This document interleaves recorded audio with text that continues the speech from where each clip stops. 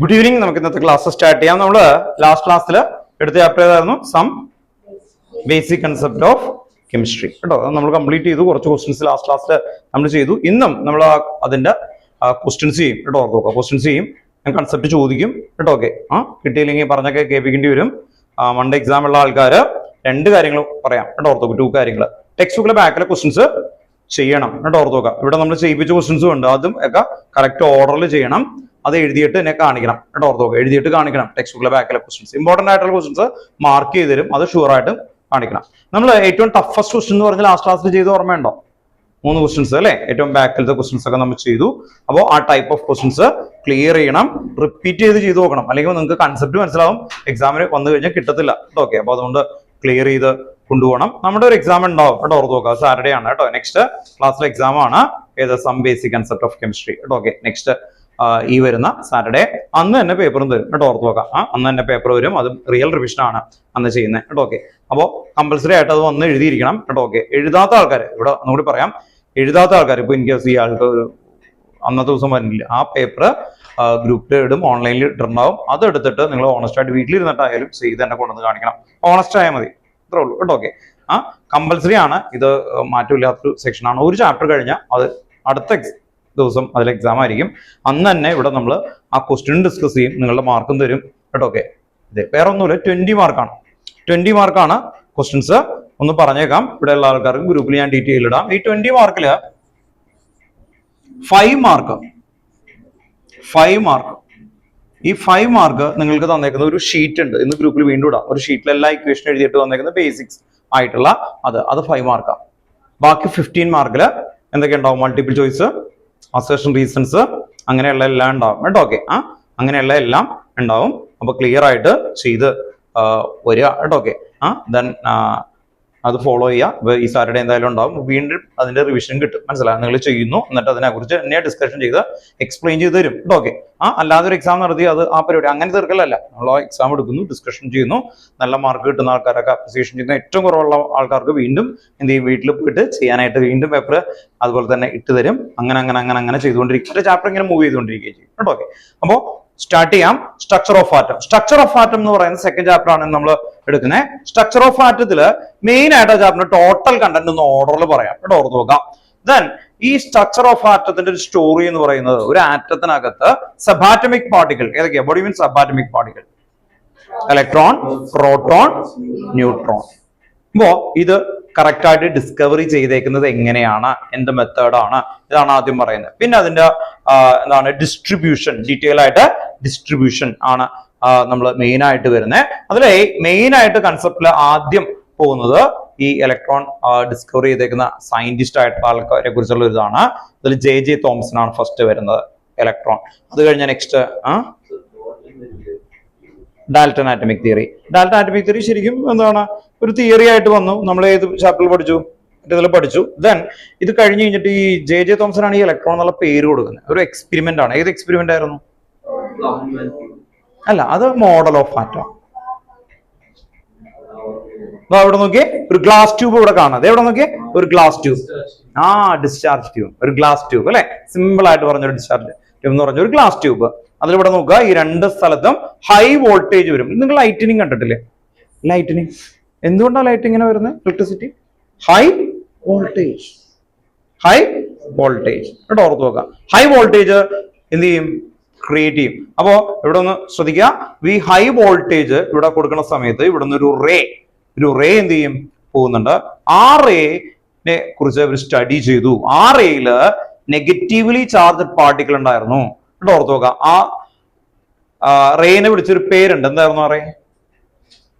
Anode ray അല്ലെ? 2 rays ഉണ്ട്, anode ray ഉണ്ട്, കാഥോഡ് റേ ഉണ്ട്. അതിൽ ഏത് റേ ആണ്? ഇലക്ട്രോണിന്റെ റേ. ആനോഡ് ആണോ കാഥോഡ് ആണോ? കാഥോഡ് റേ കേട്ടോ. Okay, cathode ray. ആ കാഥോഡ് റേയില് എന്തായിരുന്നു? നെഗറ്റീവ്ലി ചാർജ്ഡ് പാർട്ടിക്കിൾ ഉണ്ടായിരുന്നു. ആ നെഗറ്റീവ്ലി ചാർജ്ഡ് പാർട്ടിക്കിളിനെ വിളിച്ച പേരാണ് എന്ത്? ഇലക്ട്രോൺ. നെക്സ്റ്റ് അടുത്തൊരു സയന്റിസ്റ്റ് വന്നു, അതിന്റെ ഓപ്പോസിറ്റ് ആയിട്ടൊരു റേ പോകുന്നുണ്ട്, അതായിരുന്നു ആനോഡ് റേ. അതിൽ പോസിറ്റീവ്ലി ചാർജ്ഡ് പാർട്ടിക്കിൾ വന്നിട്ടുണ്ടായിരുന്നു. ആ പോസിറ്റീവ്ലി ചാർജ്ഡ് പാർട്ടിക്കിളിനെ വിളിച്ച പേരാണ് പ്രോട്ടോൺ. ആ സയന്റിസ്റ്റിന്റെ പേര് ഗോൾഡ്സ്റ്റെയിൻ. എന്തായിരുന്നു? Goldstein. Then third one, neutron. Neutron find ചെയ്ത സയന്റിസ്റ്റ് ആണ് ജെയിംസ് ചാഡ്വിക്. ജെയിംസ് ചാഡ്വിക് എന്ന് പറയുന്ന സയന്റിസ്റ്റ് ആണ് ഈ ന്യൂട്രോൺ ഫൈൻഡ് ചെയ്തേക്കുന്നത്. അപ്പൊ ഈ ജെ തോംസൺ എന്നൊക്കെ പറയുന്ന ആ സയന്റിസ്റ്റ് അവര് ഭയങ്കര ഡിസ്കവറിയാണ്. ഇനി ഈ ചാപ്റ്ററിൽ മുഴുവനായിട്ടുള്ള സയന്റിസ്റ്റ് ഒരു സിനിമയിൽ വന്നിട്ടുണ്ട്, ഓപ്പൺ ഹെർമർ എന്ന് പറഞ്ഞിട്ട്. ഓപ്പൺ ഹൈമർ അത് തന്നെ അല്ലെ? Okay, Oppenheimer. അതിൽ ഈ പറഞ്ഞ ആൾക്കാരൊക്കെ ഉണ്ട് കേട്ടോ. ഈ ജെ തോംസൺ ഉണ്ട്, അതുപോലെ തന്നെ ഇതിന്റെ മിഡിൽ വരുന്നില്ലേ നിങ്ങൾ കണ്ടേക്കുന്ന ആ ഒരു സയന്റിസ്റ്റിനെ വന്നേക്കുന്ന quantum mechanical model of atom അല്ലെ, ഹെയ്സൻബർഗ്. ഇവിടെ ഓർത്തു നോക്കാം, ഹെയ്സൻബർഗ് എന്ന് പറയുന്ന സയന്റിസ്റ്റ്, അങ്ങനെ സ്ക്രോഡിഞ്ചിയർ, അതെല്ലാം അതിൽ വരുന്നുണ്ട് ആക്ച്വലി വരുന്ന സമയത്ത്. ആ സിനിമ എന്തിനെ കുറിച്ചാണെന്ന് അറിയാലോ അല്ലെ? Okay, atom okay. Normally already ഇവരെല്ലാം ജർമ്മൻ ബേസ് ചെയ്തിട്ട് അല്ലെ, ആ ഒരു റീജിയൻ ബേസ് ചെയ്തിട്ട് നിൽക്കുന്നതാണ്. മറ്റവരൊക്കെ ഇൻസ്റ്റീനൊക്കെ എവിടെ നിൽക്കുന്നതാണ് അല്ലെ, അമേരിക്ക ബേസ് ചെയ്തിട്ടാണ്. അപ്പോ എന്ന് പറഞ്ഞു എന്നുള്ളൂ, ഓർക്കാൻ വേണ്ടി പറഞ്ഞു എന്നുള്ളൂ. എനിവേ, നമ്മൾ ഫസ്റ്റ് വരുന്നത് ഇതിന്റെ ഡിസ്കവറിനെ കുറിച്ചാണ്. അപ്പൊ ആദ്യത്തെ ഒരു 2-3 പേജ് ഡിസ്കവറിനെ കുറിച്ച് പറയുന്നു. ചില സ്കൂളിൽ അത് എടുക്കില്ല.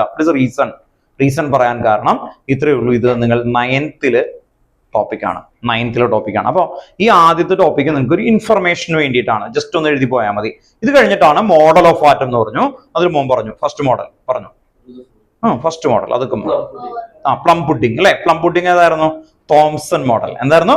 Thomson model. Atom consider as an a positive sphere and electrons embedded on in it അല്ലെ?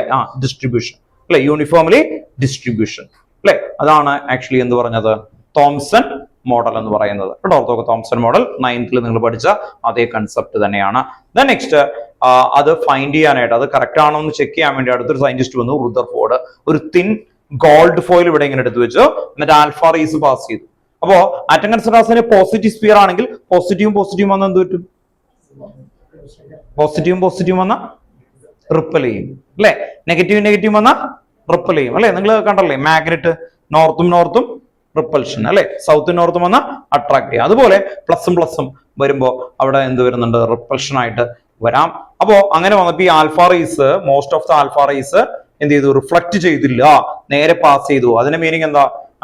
ആറ്റം എം ടി ആണ് എന്നുള്ളൊരു അല്ലെ, കുറെ റീജിയൻ എം ടി ആണ്. ദെൻ അതിൽ തന്നെ എന്താണ്?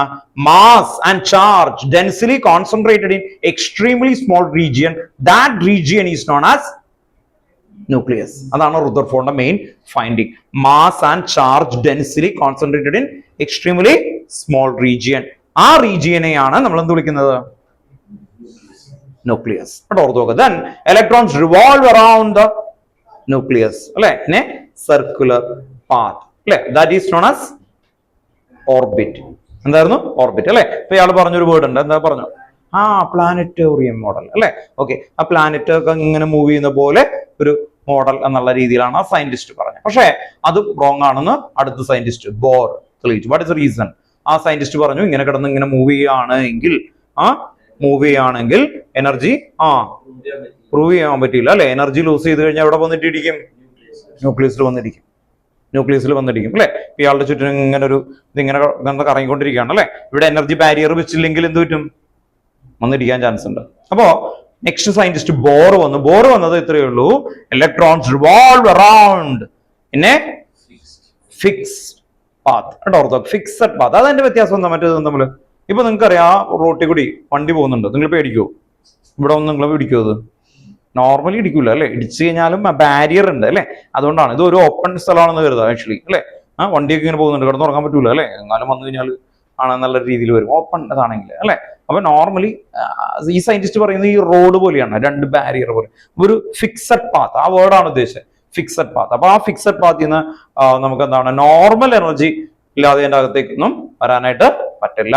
അതാണ് ആര് പറഞ്ഞത്? Bohr model. ഒരു കഥ പോലെ ഓർത്തു പോകുക. അപ്പൊ ഈ 3 മോഡലും നിങ്ങൾ 9th പഠിച്ചതാണ്. ഏതൊക്കെയാണ്? Thomson, Rutherford, Bohr model. ഇപ്പൊ ഈ ബോർ മോഡലിന്റെ എക്സ്ട്രാ അതിന്റെ കുറച്ച് ഏരിയയില് കുറച്ച് എക്സ്ട്രാ കാര്യങ്ങൾ പഠിപ്പിക്കും. അതാണ് നിങ്ങൾ 9th നിങ്ങൾ ബോർ മോഡൽ എന്ന് പറഞ്ഞിട്ട് KLMN ഷെൽ നിങ്ങൾ കാണാതെ പഠിച്ചു. എങ്ങനെയാണ് ആ സയന്റിസ്റ്റ് ഫൈൻഡ് ചെയ്തത്? ഒരു ആറ്റം എന്ന് പറഞ്ഞാൽ തന്നെ കണ്ണുകൊണ്ട് കാണാൻ പറ്റൂല. ഇതിനകത്ത് എന്താണ്? ന്യൂക്ലിയസ്. ഈ ന്യൂക്ലിയസിനകത്ത് ഇലക്ട്രോൺ ഇങ്ങനെ നടന്ന് കറങ്ങുന്നത് കാണാൻ പറ്റൂ. പിന്നെ ഇതിനായ സയന്റിസ്റ്റ് എങ്ങനെ പറഞ്ഞു? പ്രോട്ടോൺ ഉണ്ട്, ഇല്ല ഇലക്ട്രോൺസ് റിവോൾവ്, അതെങ്ങനെ പറയാൻ പറ്റും? ചാപ്റ്ററിൽ പറയുന്നുണ്ട് കേട്ടോ, ഓർത്ത് നോക്കാം. എങ്ങനെയാ? അവിടെയാണ് നമ്മൾ ആ സയന്റിസ്റ്റ് പറയുന്ന ഒരു എക്സ്പെരിമെന്റ്, വേറൊരു സയന്റിസ്റ്റ് ഉണ്ടായിരുന്നു, പ്ലാങ്ക്സ് ക്വാണ്ടം തിയറി കേട്ടോ. സയന്റിസ്റ്റിന്റെ പേരാണ് Planck's quantum theory equal to h nu എന്നൊക്കെ പറയുന്ന ഒരു കൺസെപ്റ്റ് കൊണ്ടുവരും കേട്ടോ. ടോട്ടൽ ചാപ്റ്ററിന് ഒരു കൺസെപ്റ്റ് പറയാം, എന്നിട്ട് നമുക്ക് ഇതിലേക്ക് വരാം കേട്ടോ. എന്നിട്ടൊക്കെ എഴുതിയാൽ മതി. ഈക്വൽ ടു h nu എന്ന് പറയുന്ന സയന്റിസ്റ്റ് ആണ് ഈ planks quantum theory. Second chapter കേട്ടോ, സ്ട്രക്ചർ ഓഫ് ആറ്റം. ഒന്ന് ബ്രീഫ് ചെയ്യാണ് ടോട്ടൽ ചാപ്റ്ററിന്. എന്നിട്ട് ഈ സയന്റിസ്റ്റ് ഈ പ്ലാങ്ക്സ് ക്വാണ്ടം തിയറി എന്ന് പറയുന്ന കൺസെപ്റ്റ് കൊണ്ടുവന്നു. ആ കൊണ്ടുവന്നിട്ട് ഈക്വൽ ടു h nu എന്നാണ് അതിന്റെ ഒരു ഇക്വേഷൻ. അത് എഴുതിയിട്ട് ഒരു സ്പെക്ട്രം ഫൈൻഡ് ചെയ്യാണ്. Actually hydrogen spectrum. Hydrogen spectrum എന്ന് പറഞ്ഞാൽ എന്തൊക്കെ ഓർമ്മ വേണ്ടോ? Lyman, Balmer, Paschen, Brackett, Pfund. ഒന്നുമില്ല, സംഭവം നമുക്ക് കുറച്ച് കഴിയുമ്പോൾ മനസ്സിലാകും കേട്ടോ. ഓർത്തോക്കെ എന്ന് പറഞ്ഞ ഒരു ആറ്റത്തിനകത്തേക്ക് എനർജി കൊടുക്കും. അപ്പൊ അവിടുന്ന് കുറെ റേസ് ഒക്കെ ഇങ്ങനെ വരും. ആ റേസിന്റെ ഫ്രീക്വൻസി വെച്ച് എന്ത് ചെയ്യും? കണ്ടെത്തും കേട്ടോ. ഓർത്തോക്കെ. ഇത്രയും പറഞ്ഞാൽ നിങ്ങൾക്ക് മനസ്സിലാവില്ല. നിങ്ങൾക്ക് പ്രായമായിട്ടുള്ള ആരെങ്കിലും ഒക്കെ ഉണ്ടെങ്കിൽ ചിലപ്പോൾ ഒരു നെഞ്ചുവേന എന്ന് പറഞ്ഞു കഴിഞ്ഞാൽ അല്ലെ, ഹോസ്പിറ്റലിൽ ചെല്ലും. അവര് എന്ത് ചെക്ക് ചെയ്യും? ECG. ആ പറ കേട്ടോ, ECG ചെക്ക് ചെയ്ത് കഴിഞ്ഞിട്ട് കേട്ടോ. ഓർത്തോക്കെ. ഇപ്പൊ ഇയാളാണ് കൂടെ പോയിക്കണം, അയാളുടെ കയ്യിൽ ECGയുടെ റിസൾട്ട് എന്ന് പറഞ്ഞൊരു സാധനം ഇങ്ങനെ തരും. അത് കണ്ടാൽ തനിക്ക് വായിക്കാൻ പറ്റും. എന്തുകൊണ്ട്? അല്ലെ, ഡോക്ടർ വായിച്ചിട്ട് പറയും ഇത് എന്ത് കണ്ട പ്രശ്നമുണ്ട്, ഇല്ല കുഴപ്പമില്ല അല്ലെ. അത് എങ്ങനെ പറയണേ? ECG കണ്ടിട്ട് എങ്ങനെ പറയാം? അതിൽ ചില ആരോ പ്രശ്നമാണ് അല്ലെ, ചിലത് ഡൗൺ ഇതാണ്. അത് ആർക്കറിയാം? അവർക്കറിയാം. അതുപോലെ ഈ ഒരു പെർട്ടിക്കുലർ ആറ്റത്തിലേക്ക് കുറച്ച് എനർജി കൊടുക്കുന്ന സമയത്ത് അവിടെ നിന്ന് എന്ത് വന്നു എന്ന് പറഞ്ഞാൽ ഡിഫറെന്റ് ഫ്രീക്വൻസി. ഇത് തന്നെയാണ് ഹാർട്ടില് അല്ലെ. ഹാർട്ടില് വന്ന സമയത്ത് അതും ഫ്രീക്വൻസി ചെക്ക് ചെയ്തിട്ടാ ഇതേ ഒരു മെത്തേഡില്. അപ്പൊ നിങ്ങൾക്ക് മനസ്സിലാവാൻ വേണ്ടിയിട്ടാണ് പറയുന്നത്. ആക്ച്വലി അത് ഡീറ്റെയിൽ ആയിട്ട് നമുക്ക് നോക്കാനുണ്ട്. ആ ഫ്രീക്വൻസി വെച്ചിട്ടാണ് KLMN ഷെൽസ് ഉണ്ടെന്ന് ആര് പ്രൂവ് ചെയ്ത്? ബോർ മോഡൽ പ്രൂവൻ ചെയ്തത്. അങ്ങനെ ബോർ മോഡൽ അത് പ്രൂവൻ ചെയ്യുന്നത് എങ്ങനെയാണെന്ന് പറയുന്ന വലിയൊരു ഏരിയ ഉണ്ട്. അതാണ് നിങ്ങൾക്ക് ആദ്യത്തെ ഏറ്റവും ഡീറ്റെയിൽ ആയിട്ട് പഠിക്കുന്ന ഒരു ഏരിയ എന്ന് പറയുന്നത്. Photo electric effect, planks quantum theory എന്നൊക്കെ പറയുന്ന ഒരു ഏരിയ. അത് കഴിഞ്ഞാൽ ബോർ മോഡൽ കഴിഞ്ഞാൽ ഈ ചാപ്റ്റർ മെയിൻ എയിം എന്തിനു ഈ ചാപ്റ്റർ പഠിക്കുന്നു എന്ന് ചോദിച്ചാൽ അത് അടുത്ത ടോപ്പിക്കാണ് quantum mechanical model of atom. Quantum mechanical model of atom എന്ന് പറഞ്ഞാൽ ഒരു ആറ്റത്തിന്റെ അകത്തെ ഇലക്ട്രോണിന്റെ exact position and energy detail ആയിട്ട് പറയുന്ന ഒരു ഏരിയ ആണ്. 4 ക്വാണ്ടം നമ്പേഴ്സ് ആണ് ആക്ച്വലി. ആദ്യം വരുന്നത് principal quantum number, asymmetric quantum number, magnetic quantum number, spin quantum number. ഇത്രയും ഡീറ്റെയിൽ ആയിട്ട് അത് ക്ലിയർ ചെയ്ത് പറയും കേട്ടോ. ഓർത്ത് നോക്കാം. അത് എത്തിയ ഒരു സയന്റിസ്റ്റ് എന്ന് പറയുന്നത് സ്ക്രോഡിഞ്ചിയർ കേട്ടോ. ഓർത്ത് നോക്കാം. സ്ക്രോഡിഞ്ചിയർ. അവിടെ അതിന് തൊട്ട് മുമ്പായിട്ട് ഹെയ്സൻബർഗ് അൺസർട്ടനിറ്റി പ്രിൻസിപ്പിൾ എന്ന് പറയുന്ന ഒരു പ്രിൻസിപ്പിൾ ഉണ്ട്. ആ പ്രിൻസിപ്പിൾ ഒക്കെ വെച്ചിട്ടാണ് ഇത് പ്രൂവൻ ചെയ്യുന്നത്, ഈ 4 ക്വാണ്ടം നമ്പേഴ്സ് എന്ന് പറയുന്നത്. അതാണ് ഈ ചാപ്റ്റർ ഏറ്റവും ഇമ്പോർട്ടന്റ് ആയിട്ടുള്ള ഒരു ഏരിയ. അത് ഏറ്റവും ടഫസ്റ്റും ആണ് ആക്ച്വലി. അതിൽ നിന്നുള്ള ക്വസ്റ്റ്യൻസ് ആണ് നമുക്ക് ഏറ്റവും ബെസ്റ്റ് ആയിട്ട് ഈ ചാപ്റ്റർ മെയിൻ ആയിട്ട് എടുക്കുന്ന ചാപ്റ്റർ. ഇത്തിരി ഡീറ്റെയിൽ ആണ്. ഇനി ടോട്ടൽ ആയിട്ട് നോക്കി അറിയാം. First chapter some basic concept. Second ചാപ്റ്ററിന്റെ പേര് എന്തായിരുന്നു? Structure of atom. അപ്പൊ ആറ്റത്തിനകത്തുള്ള പ്രോട്ടോൺ, ഇലക്ട്രോൺ, ന്യൂട്രോൺ ഒക്കെ നിങ്ങളെ പഠിപ്പിക്കും കേട്ടോ. ഓർത്ത് നോക്കാം. ഇനി തേർഡ് ചാപ്റ്ററിൽ നമുക്കറിയാം സെയിം ടൈപ്പ് ആറ്റത്തിന് എന്ത് വിളിക്കും? എലമെന്റ്. അത് എങ്ങനെ ഡിസ്ട്രിബ്യൂട്ട് ചെയ്യാന്ന് പറയും. ഇനി ആറ്റം കമ്പൈൻ ചെയ്താൽ എന്താ ഉണ്ടാവും? Atom combine to form molecule ഉണ്ടാവും, കോമ്പൗണ്ട്സ് ഉണ്ടാവും. അതെങ്ങനെ ഉണ്ടാവുന്നു? അതാണ് ഫോർത്ത് ചാപ്റ്റർ. അതാണ് ഏറ്റവും ഇലാബറേറ്റഡ്. ഫസ്റ്റ് ടെക്സ്റ്റ് ബുക്കിൽ ഏറ്റവും എന്താണ് ബെസ്റ്റ് ചാപ്റ്റർ എന്ന് പറയുന്നത് ഫോർത്ത് ചാപ്റ്ററിലാണ്. ഫോർത്ത് ചാപ്റ്ററാണ് എൻട്രൻസിൽ ഏറ്റവും കൂടുതൽ mark 11th and 12th together ആയിട്ട് എടുത്തു കഴിഞ്ഞു കഴിഞ്ഞാൽ അതർ ദാൻ ഓർഗാനിക് നിങ്ങൾക്ക് വരുന്ന ഏറ്റവും വലിയ മാർക്ക് സ്കോർ ചെയ്യുന്ന ഫോർത്ത് ചാപ്റ്റർ ആണ് കേട്ടോ. അപ്പൊ അതിന്റെയൊക്കെ ബേസ് ഇവിടെയാണ് കിടക്കുന്നത്. നമുക്കൊന്ന് സ്റ്റാർട്ട് ചെയ്യാം കേട്ടോ. ഓക്കെ, സ്ട്രക്ചർ ഓഫ് ആറ്റം എഴുതി വെക്കും കേട്ടോ. ചാപ്റ്റർ പേര് എഴുതി വെക്കും, structure of atom.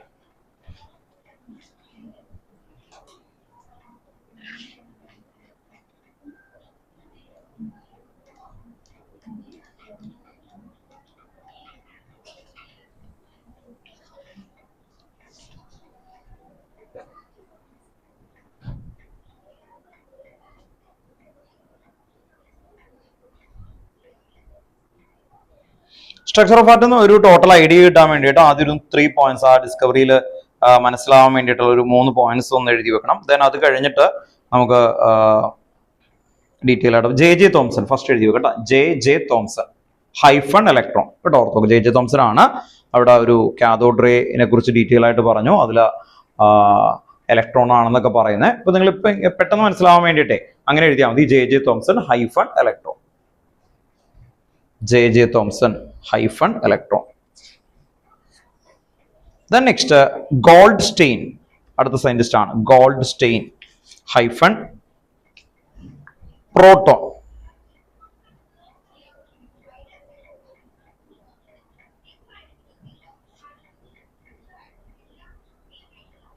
Goldstein hyphen proton. Then James Chadwick hyphen neutron. കേട്ടോ ഓർത്ത് നോക്കുക. ഈ 3 ആൾക്കാരാണ് ഇത് ഫൈൻഡ് ചെയ്തേക്കുന്നത്. ഇതൊന്നും അങ്ങനെ ക്വസ്റ്റ്യൻസ് ആയിട്ട് വരില്ല കേട്ടോ ഓർത്ത് നോക്കുക. ആരാണ്, ഹൂ ഡിസ്കവറി, അങ്ങനത്തെ കുഞ്ഞു ക്വസ്റ്റ്യൻസ് ഒന്നും അങ്ങനെ വരാറില്ല. ഇൻ കേസ് വന്നാൽ നമുക്ക് കിട്ടാൻ വേണ്ടിയിട്ടാണ് ഇത് എഴുതുന്നത് കേട്ടോ. ഓക്കെ, അപ്പോൾ 3 ആൾക്കാർ ഒന്ന് പറഞ്ഞു നോക്കിയേ. J Thomson electron, Goldstein proton, James Chadwick neutron കേട്ടോ. ഓക്കെ, അപ്പൊ പെട്ടെന്ന് അത് കിട്ടാൻ വേണ്ടിയിട്ടാണ്. ഇനി അത് കണ്ടെത്തുന്ന ഒരു റിലേറ്റീവ് എക്സ്പെരിമെന്റുകളായിട്ടുള്ളതിന്റെ ഒരു 2-3 ലൈൻ എഴുതി പോവാം. നെക്സ്റ്റ് നിങ്ങൾ എഴുതേണ്ടത് കാഥോഡ് റേ, അണ്ടർലൈൻ ചെയ്യുക. കാഥോഡ് റേ,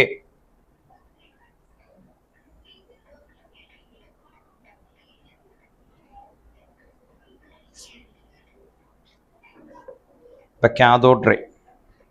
അപ്പോൾ ഒരു ഡിസ്ചാർജ് ട്യൂബിന്റെ കാര്യമൊക്കെ പറയുന്നുണ്ട് ഡീറ്റെയിൽ ആയിട്ട്. അതൊന്നും വായിച്ചാൽ മതി, അല്ലാതെ നിങ്ങൾ അതൊന്നും എഴുതി വെക്കണ്ട കേട്ടോ. ഇപ്പൊ എഴുതല്ലേ, ഇവർ പറയുന്ന വേർഡ് ഒന്ന് വായിക്കാം. A cathode ray tube is made up of a glass containing 2 thin pieces of metal called electrode sealed in it. The electrical discharge through the gas could be observed only at a very low pressure and very high voltage. The pressure of different gases. അങ്ങനെ പറഞ്ഞ് കുറേ ഉണ്ട്. അതൊന്നും നമുക്ക് ആവശ്യമുള്ളൊന്നും മനസ്സിലാകാൻ വേണ്ടിയിട്ട് ഒരു ട്യൂബാണ്. അത് എക്സ്പ്ലെയിൻ ചെയ്യാൻ പറഞ്ഞിട്ടൊന്നും നമുക്ക് ക്വസ്റ്റ്യൻസ് ഒന്നും വരില്ല കേട്ടോ. ഓർത്ത് വെക്കാം. കാരണം ഇവിടെ നിങ്ങൾ 11th 10th പോലെ ഉള്ളത് ഉണ്ടോ, ഈ ചാപ്റ്റർ ഇത് കഴിഞ്ഞിട്ട് ആദ്യത്തെ ക്വസ്റ്റ്യൻ വരുന്നത് ഈ പേജിൽ ഒന്നുമല്ല കേട്ടോ. ഓർത്ത് വെക്കാം. ഈ പേജിൽ നിന്നുള്ള ഒറ്റ ക്വസ്റ്റ്യൻസും അങ്ങനെ ഡയറക്റ്റ് ആയിട്ടില്ല. അതുകൊണ്ടാണ് നമ്മൾ ജസ്റ്റ് ഒന്ന് മനസ്സിലാക്കിയാൽ മതി ആ ഒരു ഏരിയയില്. ദെൻ അവിടെ കാഥോഡ് റേ എന്താണെന്നാണ് എഴുതുന്നത് ഒന്ന് എഴുതി വെച്ചോ. The ray begin from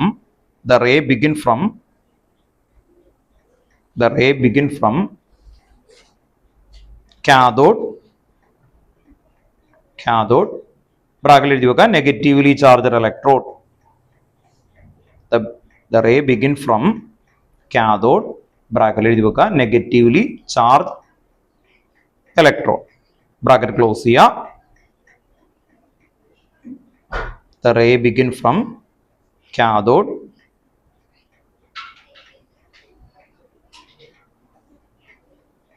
ബ്രാക്കറ്റിൽ എഴുതി വെക്കുക negatively charge electrode. Bracket close ചെയ്യുക. To move positively charged electrode anode. The ray begin from cathode to anode. കേട്ടോ, അത്രേ ഉള്ളൂ. Cathode to anode. ആനോഡ് എന്തായിരുന്നു? Positively charge electrode.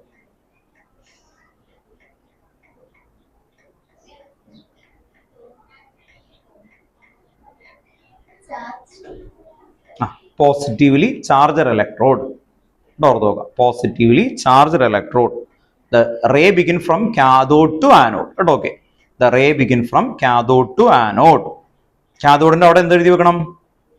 Negatively charge electrode ആണ്. Anode എന്തായിരിക്കണം? പോസിറ്റീവ്ലി ചാർജഡ് ഇലക്ട്രോഡ് ആണ് കേട്ടോ. Okay,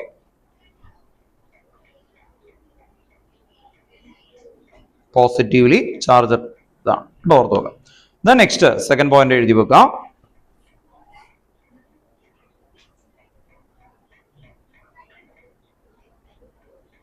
The cathode ray consists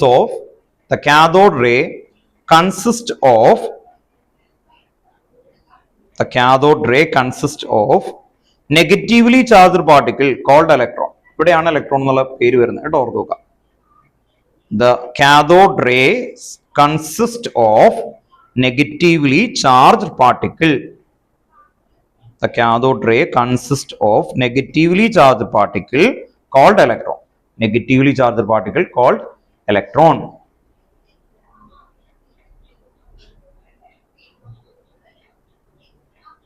ഇതേ ഐഡിയയിൽ ആനോഡ് റേ എഴുതണം.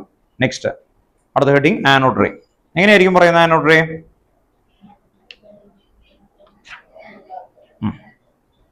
അല്ലേ, എഴുതി വെച്ചു. Anode ray start from anode to എന്തായിരിക്കും?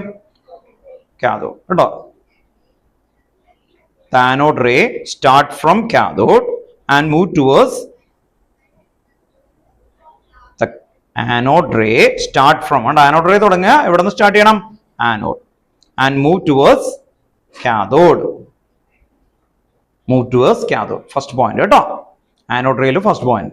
The ray begin അല്ലെങ്കിൽ the ray start from anode and move towards എവിടെ ആയിരിക്കും? cathode. അടുത്ത പോയിന്റ് എങ്ങനെ പറയും നിങ്ങളൊന്ന് പറഞ്ഞേ. The anode ray consists of എങ്ങനെയായിരിക്കും? Positively charge particle. Positively charge particle. Positively charge particle.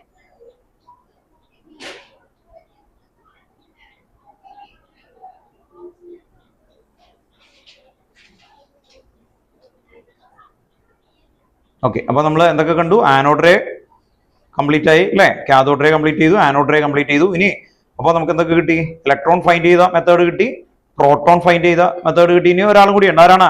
Neutron അല്ലെ? ന്യൂട്രോൺ ഫൈൻഡ് ചെയ്ത് ജെയിംസ് ചാഡ്വിക് ആണ്. അപ്പൊ അതും എഴുതണം കേട്ടോ, ഓർത്തോക്കെ ഒന്ന് എഴുതി വെച്ചു.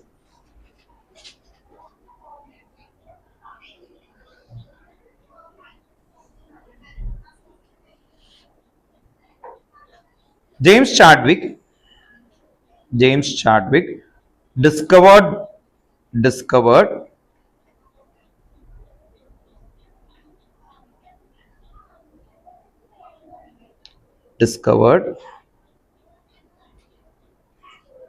James Chadwick discovered by bombarding a thin sheet of a thin sheet of beryllium by alpha particle. Beryllium ഒരു മെറ്റൽ ആണ്.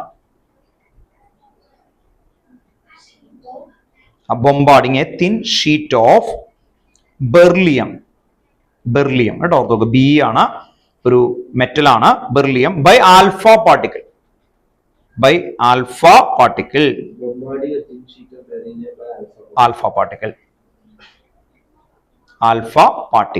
Full stop. When continuation ആണ്, full stop. When electrically neutral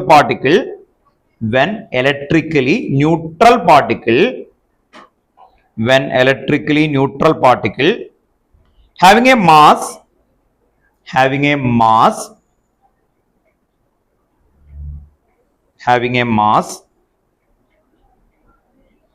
slightly greater than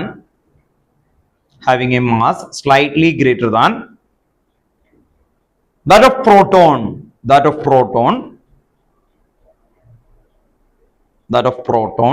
were emitted.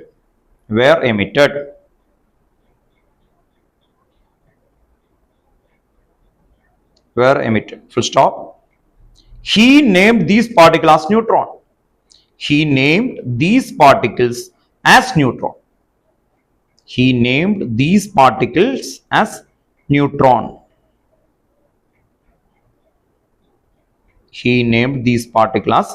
Neutrons.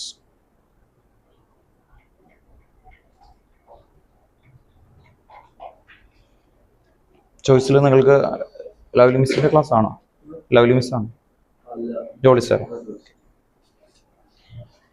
ഏത് class ആണെന്ന് അറിയാൻ വേണ്ടിയിട്ടാണ് കേട്ടോ. Then next, ഇനി നമ്മൾക്ക് ഓൾറെഡി ഇപ്പൊ ഇതിലൊരു ഇൻട്രൊഡക്ഷൻ വന്നു. ഈ ഇൻട്രൊഡക്ഷനിൽ വേറെ അധികം ക്വസ്റ്റ്യൻസ് നോർമലി വരാനായിട്ടുള്ള ചാൻസ് കുറവാണ്. എങ്കിലും നിങ്ങൾക്ക് ക്ലാസ് ടെസ്റ്റുകൾക്കൊക്കെ വരാം, ഒരു ഐഡിയ ഉണ്ടാവണം, അത്ര മതി. ദെൻ നെക്സ്റ്റ് എഴുതുന്ന കാര്യം നിങ്ങൾക്ക് എല്ലാത്തിനും ഇനി ഈ വർഷവും അടുത്ത വർഷമൊക്കെ ആവശ്യമുള്ള കാര്യമാണ്. നമുക്ക് മാസും ചാർജും ഈ ഇലക്ട്രോണുകളുടെയൊക്കെ അറിയണം കേട്ടോ, ഓർത്തോക്കെ. അപ്പൊ ഫസ്റ്റ് പോയിന്റ് എഴുതി വെക്കുക. ഇതിന് താഴെ മാസ് ഓഫ് ഇലക്ട്രോൺ. ഇതിപ്പോ എല്ലാവരോടും ചോദിക്കൂട്ടോ, വേഗം പഠിച്ചോട്ടോ. മാസ് ഓഫ് ഇലക്ട്രോൺ ടെക്സ്റ്റ് ബുക്കിലോ എക്സസൈസിലോ ഫസ്റ്റ് ക്വസ്റ്റ്യൻ ഇതുമായിട്ട് റിലേറ്റഡ് ആണ്. അപ്പൊ അതുകൊണ്ട് അറിയണം കേട്ടോ. എക്സസൈസിലെ ഫസ്റ്റ് ക്വസ്റ്റ്യൻ ഇതുമായിട്ട് റിലേറ്റഡ് ആണ്. മാസ് ഓഫ് ഇലക്ട്രോണിന്റെ മാസ് ആണ് കേട്ടോ. ഇലക്ട്രോൺ മാസ് ആണ്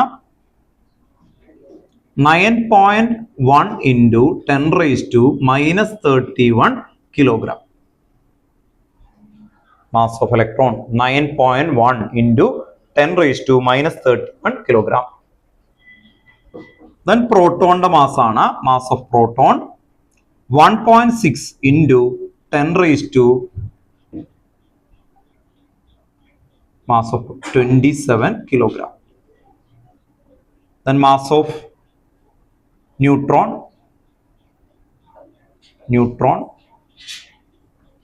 same തന്നെ 1.6 into 10⁻⁻27 kilogram. അപ്പോൾ mass of electron, mass of proton, mass of neutron find ചെയ്തു. Then next ഇത്രയും ഇതാണ്. ചാർജ് ആണ്. ചാർജ് ഓഫ് ഇലക്ട്രോൺ എത്രയായിരിക്കും? -1.6 into 10⁻⁻19 coulomb. Then charge of proton, ഈ മൈനസിന് പകരം പ്ലസ് കൊടുക്കുക, 1.6 into 10⁻⁻19 coulomb. Then ന്യൂട്രോണിന് എന്ത് ചാർജ് ഇല്ല അല്ലെ? എന്നിൽ ചാർജ് ഇല്ല. വേഗം എടുത്ത് കേട്ടോ.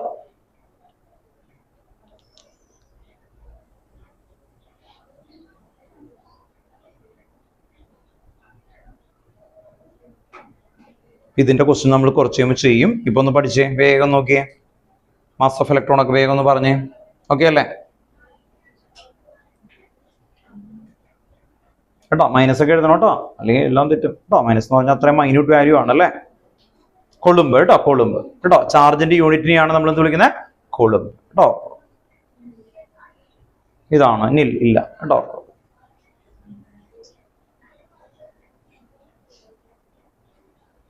ദെൻ നെക്സ്റ്റ് നമുക്ക് അടുത്തൊരു ഏരിയയിലേക്ക് പോവാം. നെക്സ്റ്റ് മോഡൽ ഓഫ് ആറ്റം ആണ്. Next heading Thomson model of atom. Thomson model of atom. Thomson model of atom. അപ്പൊ തോംസന്റെ ടൈമിൽ ആ സയന്റിസ്റ്റ് പറഞ്ഞ മെത്തേഡ് ഇതാണ്. ഒരു ആറ്റത്തിന് ഒരു പോസിറ്റീവ് സ്ഫിയർ ആയിട്ട് കൺസിഡർ ചെയ്യും. ഈ electrons embedded on in it ആണ്. ആക്ച്വലി ഇങ്ങനെ സ്കാറ്റർ ചെയ്ത് ഇലക്ട്രോൺ. അപ്പോൾ പോസിറ്റീവ്ലി ഇത് മൊത്തം പോസിറ്റീവ് ചാർജ് ആയിരിക്കും. ഇത് നെഗറ്റീവ് ആയിട്ടുള്ള ഇലക്ട്രോൺസ് ഇങ്ങനെ കിടക്കും അല്ലെ. വാട്ടർ മെലൺ കട്ട് ചെയ്ത് കഴിഞ്ഞാൽ അല്ലെ, നമുക്ക് കാണുമ്പോൾ തന്നെ റെഡ് കാണുമ്പോൾ തന്നെ ഒരു പോസിറ്റീവ് സൈൻ വരും അല്ലെ. ആ കുരു കാണുമ്പോൾ തന്നെ നമുക്കൊരു നെഗറ്റീവ് തോന്നൂലേ? അത് തന്നെയാണ്. പുള്ളി ഭയങ്കര ഫുഡ് ഇഷ്ടമുള്ള ആളായിരുന്നു കേട്ടോ. ഓക്കെ. വേറൊരു മോഡലിന്റെ പേരെന്തായിരുന്നു? അദ്ദേഹം തന്നെ പറഞ്ഞ പ്ലം പുഡിംഗ് അല്ലെ. പ്ലം പുഡിംഗ് അല്ലെ. അപ്പൊ ഫുഡിന്റെ ആളാണ് ആക്ച്വലി, ഒന്നുമില്ല അല്ലെ. Okay, plum pudding model. അപ്പൊ അതാണ് നമുക്ക് എഴുതാനുള്ള. വേഗം ഒന്ന് എഴുതി പോവാം കേട്ടോ. ഓക്കെ, എഴുതി വെച്ചു. Thomson model of atom underline ചെയ്തു.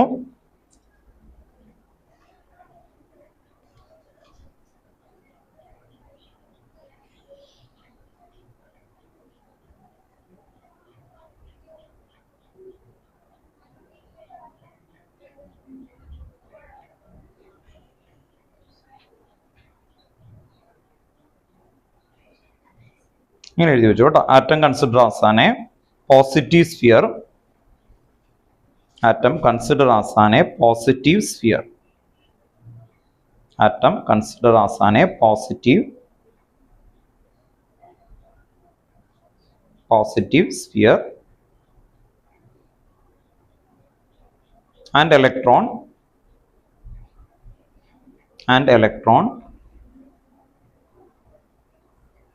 electrons embedded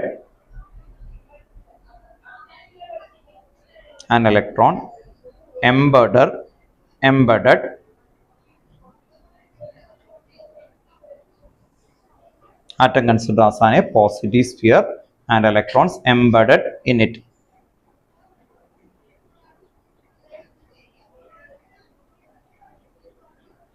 The next ഈ സയന്റിസ്റ്റ് പറഞ്ഞ മോഡലിന്റെ പേരുകളൊന്നും എഴുതി വെക്കണം. എക്സാം അടുത്ത പോയിന്റ് എഴുതി വെക്കാം. Many different names are given to this model. Many different names are given to this model. Next point, many different names are given to this model. For example, plum pudding model,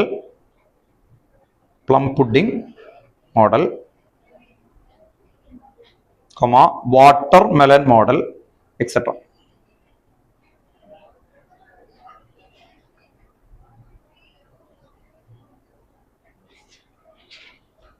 Then just ഒന്ന് വെറുതെ വരക്കുക. ഇവിടെ എഴുതി വെക്കുക ഇത് positive, ഇത് എന്താണ് electron കേട്ടോ. വേറെ വരച്ചു വെച്ചു. ഇത് പോസിറ്റീവ് സ്ഫിയർ ആണ്. ഈ ബ്ലാക്ക് സ്പോട്ടുകൾ ഇലക്ട്രോൺസ് കേട്ടോ. വേഗം ഒന്ന് റഫായിട്ട് വരച്ചു.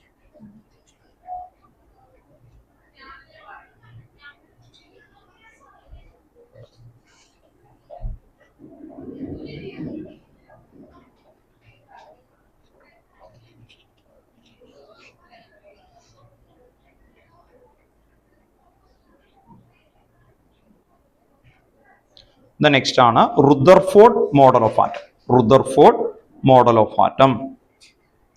Rutherford model of atom.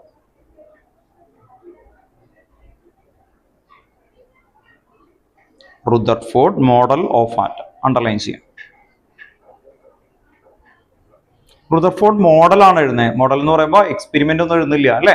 Experiment ഞാൻ നേരത്തെ പറഞ്ഞു എന്തായിരുന്നു, ഈ സയന്റിസ്റ്റ് ഇത് പ്രൂവൻ ചെയ്യാൻ വേണ്ടിയിട്ട് ഒരു തിൻ ഗോൾഡ് ഫോയിൽ അല്ലെ, തിൻ ഗോൾഡ് ഫോയിൽ എടുത്തു. എന്നിട്ട് ആ ഗോൾഡ് ഫോയിലേക്ക് ഇപ്പൊ ഗ്രീൻ എഴുതിയേക്കുന്ന ഗോൾഡ് ഫോയിൽ ആണെന്ന് കരുതാം, ഇതിലേക്ക് ആൽഫ റേസ് ഇങ്ങനെ പാസ് ചെയ്തു. ആൽഫ എന്ന് പറഞ്ഞാൽ പോസിറ്റീവ്ലി ചാർജ് റേ ആണ്. അതിൽ most of the alpha rays passes through this എന്താണ് തിൻ ഗോൾഡ് ഫോയിൽ. ആൻഡ് എന്ത് പറ്റി അല്ലെ, 10,000 1 റേഖയാണ് എന്ത് ചെയ്തേക്കുന്നത്, 180 ഡിഗ്രിയിൽ റിഫ്ലക്ട് ചെയ്തു അല്ലെ, 180 ഡിഗ്രിയിൽ റിഫ്ലക്ട് ചെയ്തു. ആ സ്മോൾ റീജിയൻ അതിനെയാണ് എന്ത് വിളിച്ചത്, ന്യൂക്ലിയസ്. കേട്ടോ, ഓർത്ത് നോക്കാം. അപ്പോൾ ഈ സയന്റിസ്റ്റ് ന്യൂക്ലിയസ് ആണ് മെയിൻ ആയിട്ട് ഫൈൻഡ് ചെയ്തേക്കുന്നത്. അപ്പൊ ആ മോഡലാണ് ആക്ച്വലി എന്ന് പറഞ്ഞാൽ ലാസ്റ്റ് ഫൈൻഡിങ് അല്ലെ. ഇപ്പൊ നിങ്ങളൊക്കെ സയന്റിസ്റ്റ് ആണെന്ന് കരുതുക, കുറെ എക്സ്പെരിമെന്റ് ചെയ്യും, എന്നിട്ട് ചിലത് കണ്ടെത്തി എന്ന് പറയും അല്ലെ. അത് പ്രൂവൻ ചെയ്യണമെങ്കിൽ ആരാണ് പ്രൂവൻ ചെയ്യേണ്ടത്, എക്സ്പെരിമെന്റ് ചെയ്തു. എന്നിട്ട് നമ്മളൊരു അല്ലെ മെയിൻ ആയിട്ടുള്ള ഒരു കമ്മിറ്റിക്ക് എന്ത് ചെയ്യും, കൊടുക്കും. എന്നിട്ട് അവർ അപ്രൂവൽ ചെയ്യണം അല്ലെ. അങ്ങനെ അപ്രൂവൽ ചെയ്ത് ക്ലിയർ ചെയ്ത് കഴിഞ്ഞാൽ അല്ലെ അയാളുടെ പേരിലേക്ക് ആ ഒരു ഡിസ്കവറി കിട്ടും. പിന്നെ വേണമെങ്കിൽ നിങ്ങൾക്ക് അതിന്റെ പേറ്റന്റ് ഒക്കെ എടുത്ത് വെക്കും അല്ലെ. നമ്മൾ പേറ്റന്റ് ഒക്കെ എടുത്ത് വെച്ചു അല്ലെ. അങ്ങനെ പേറ്റന്റ് എടുത്ത് കഴിയുമ്പോൾ അതുമായിട്ട് റിലേറ്റ് ചെയ്യുന്ന വേറെ എന്തെങ്കിലുമൊക്കെ ചെയ്യുമ്പോൾ അതിന്റെ എന്ത് കിട്ടും അല്ലെ, കറക്റ്റ് ആയിട്ടുള്ള ഒരു കാര്യമൊക്കെ കിട്ടും. ഓക്കെ, അപ്പോൾ നമുക്ക് അതൊന്നും എഴുതാം കേട്ടോ. ഓക്കെ, നെക്സ്റ്റ് റുദർഫോർഡിന്റെ പോയിന്റ് ആണ് എഴുതിയേക്കുന്നത്. The positive charge, first point കേട്ടോ, Rutherford model ആണ് എഴുതുന്നത്. First point, the positive charge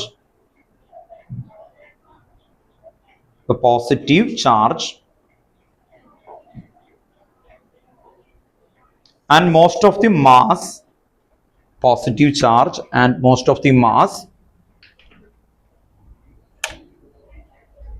positive charge and most of the mass densely concentrated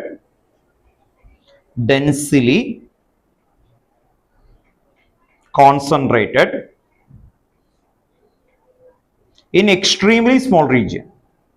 Extremely small region.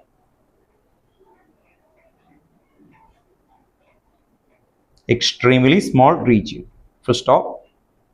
This very small portion of the atom, this very small portion of the atom, this very small portion of the atom was called nucleus. Was called nucleus.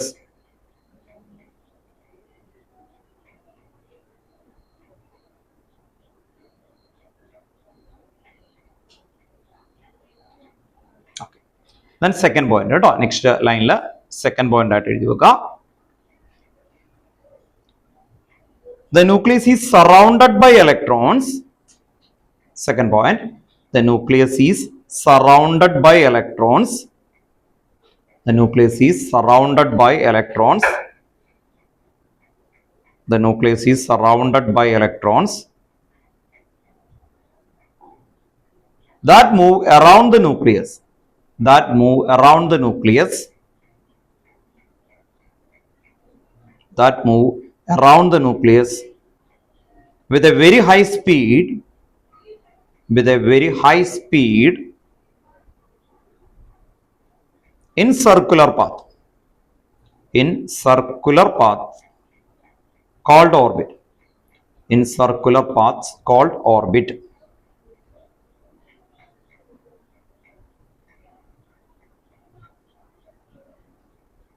Circular paths called orbits. And third point, next line la third point എഴുതി വെക്കുക. Electron and the nucleus are, third point കേട്ടോ, electrons and nucleus are, electron and nucleus are held together by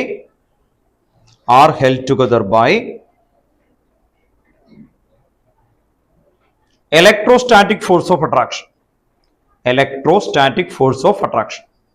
അപ്പോൾ ഇലക്ട്രോണും ന്യൂക്ലിയസും തമ്മിലുള്ള attraction ആണ് electrostatic force of attraction.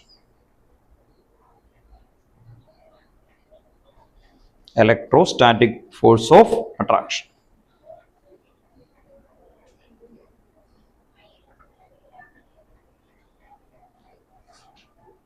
electrostatic force of attraction. അപ്പോൾ 3 points അല്ലേ? Clear ആണോ നോക്കിയേ? ന്യൂക്ലിയസ് പറഞ്ഞു, പിന്നെ ഇലക്ട്രോൺസ് എന്ത് ചെയ്തു അല്ലേ? Move around the nucleus with a very high speed in circular path അല്ലേ? അതാണ് ആക്ച്വലി ഓർബിറ്റ്സ് ആയിട്ട് വരുന്നത്. ഇത് കഴിഞ്ഞിട്ട് next topic atomic number and mass number ആണ്. What do you mean atomic number? Any idea?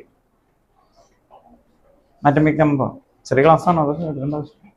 Number of dash. Atomic number എന്താ? Number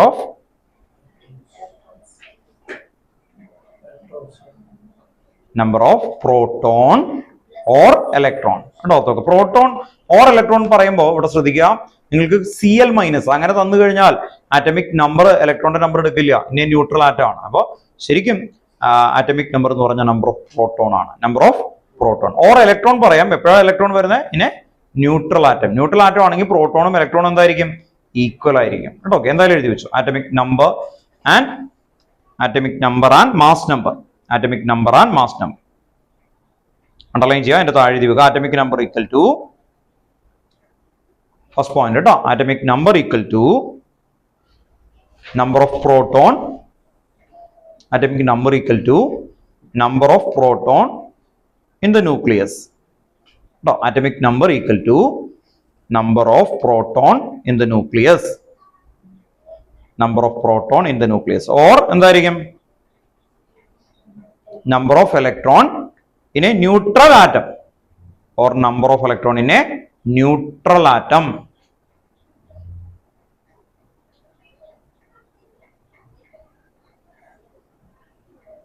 Then അടുത്താണ് mass number. Atomic mass എന്ന് പറയും, അല്ലെങ്കിൽ മാസ് നമ്പർ എന്ന് പറയും കേട്ടോ. മാസ് നമ്പർ അല്ലെങ്കിൽ ആറ്റമിക് മാസ് എന്നൊക്കെ പറയുന്നതാണ് അടുത്ത point. Mass number equal to number of proton plus number of neutron. കേട്ടോ, ഓർത്തോക. Number of protons plus number of neutrons. Number of protons plus number of neutrons. Number of proton plus number of neutrons. Then അടുത്ത ലൈനില് number of neutron equal to എങ്ങനെ ചെയ്യുമ്പോ ഈ രണ്ടെണ്ണം നോക്കിയിട്ട് number of neutron equal to എങ്ങനെ ചെയ്യണം? Mass number minus atomic number. Mass number minus atomic number.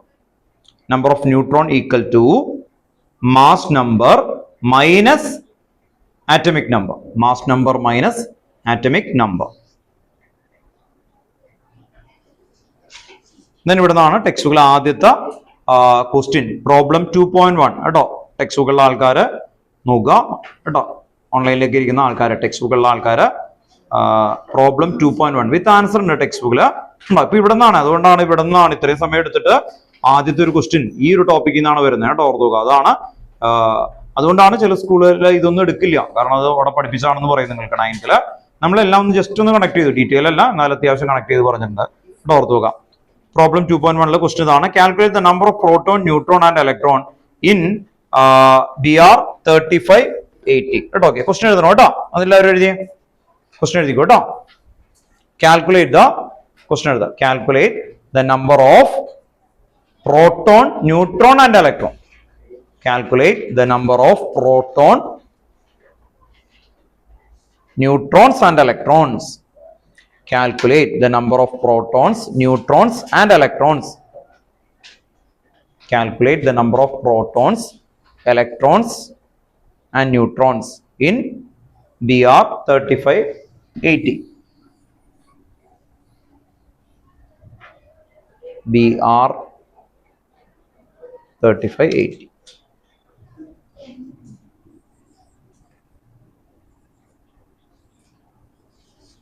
ഇവിടെ ഓർത്ത് നോക്കുക, ഈ BR എഴുതി കഴിഞ്ഞിട്ട് ഈ സൈഡിലോ ഇവിടെയോ ഇതെടുത്ത് ഇപ്പുറത്തിടാം, അങ്ങനെയൊക്കെ വരാം കേട്ടോ, ഓർത്ത് നോക്കുക. അങ്ങനെ ഈ താഴെ ബോട്ടം ലെവലിൽ വരുന്ന ആളാണ് ആറ്റമിക് നമ്പർ, മുകളിലുള്ളത് എന്തായിരിക്കും? Mass number. അപ്പോൾ ഈ 35 ആറ്റമിക് നമ്പർ ആണ്. അങ്ങനെയാണെങ്കിൽ പ്രോട്ടോൺ ഈക്വൽ ടു എത്രയാ വരും? പ്രോട്ടോണും ആറ്റമിക് നമ്പർ സെയിം അല്ലേ? അപ്പൊ 35. ഇതിന് ചാർജ് ഒന്നുമില്ല അല്ലെ, സെയിം തന്നെയാണ്. അങ്ങനെ വരുമ്പോ ഇലക്ട്രോണും എന്ത് തന്നെയാണ്? 35. നെക്സ്റ്റ് ന്യൂട്രോൺ അല്ലെ. ന്യൂട്രോൺ എങ്ങനെ ഫൈൻഡ് ചെയ്യും നമ്മള്? അല്ലെ, mass number minus atomic number, അങ്ങനെ എടുത്ത് എഴുതണം കേട്ടോ. Mass number minus atomic number. then 80 minus 35 എത്ര കിട്ടും?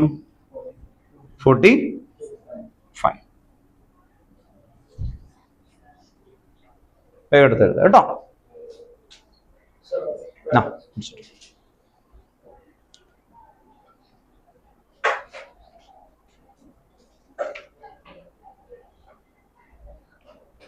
ദെൻ അടുത്ത ഒരു സബ് ടോപ്പിക് ആണ് ഐസോബാർ ആൻഡ് ഐസോട്ടോപ്പ് കേട്ടോ. ഓക്കെ, നെക്സ്റ്റ് ഇത് കഴിയുമ്പോൾ കേട്ടോ, ഇത് എഴുതിയിട്ട് മതി. നെക്സ്റ്റ് ടോപ്പിക് ആണ് isobar and isotope. Isobar and isotopes. Isobar എന്ന് പറഞ്ഞാൽ എന്താന്ന് ഓർമ്മയുണ്ടോ? ഐസോബാറും ഐസോടോപ്പിന് എക്സാമ്പിൾ എഴുതുക, എന്നിട്ട് നിങ്ങൾ എഴുതിയാൽ മതി. 6E14 6E12 കൊടുക്കാം. കാർബണിന്റെ മാസ് നോർമലി 12 ആണ്. അതുപോലെ തന്നെ അതിന്റെ ഐസോടോപ്പ് ആയിട്ട് നിൽക്കുന്നത് 14. ഇതാണ് സെയിം ആറ്റം ആണ് അല്ലെ. സെയിം ആറ്റം എങ്ങനെയായിരുന്നു? സെയിം ആറ്റമിക് നമ്പർ, ഡിഫറെന്റ് എന്ത് വന്നു? Mass number. Same atomic number and different mass number വന്ന ഐസോടോപ്പ്. ഓക്കെ, അങ്ങനെയാണ് എങ്കിൽ ഐസോബാർ എന്തായിരിക്കും? ഐസോബാർ എന്ന് പറയുമ്പോ സെയിം എന്ത് വരും? മാസ് നമ്പർ വരും. ഡിഫറെന്റ് എന്ത് വരും? Atomic number. കണ്ടോ, ഓർത്ത് നോക്കുക. ഇത് കാർബൺ ആണ്, ഇത് നൈട്രജൻ ആണ്. ഇതിന്റെ മാസ് നമ്പർ രണ്ടിനും സെയിം ആണ്. ഇത് അതിന്റെ ഐസോടോപ്പ് ആണ്. കണ്ടോ, ഓർത്ത് നോക്കുക. അപ്പോ സെയിം എന്ത് വന്നു? Mass number, different atomic number അല്ലെ. ആറ്റമിക് നമ്പർ ഡിഫറെന്റ് ആകുമ്പോൾ എലമെന്റും ഡിഫറെന്റ് ആകും.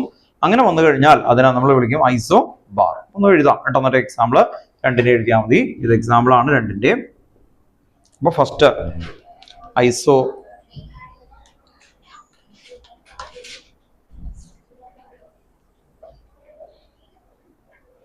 ഐസോബാർ എഴുതാം കേട്ടോ. Isobar are the atom. Question എഴുതി, ആൻസർ എഴുതിക്കോ കേട്ടോ. Isobars are the atom with same mass number but different atomic number.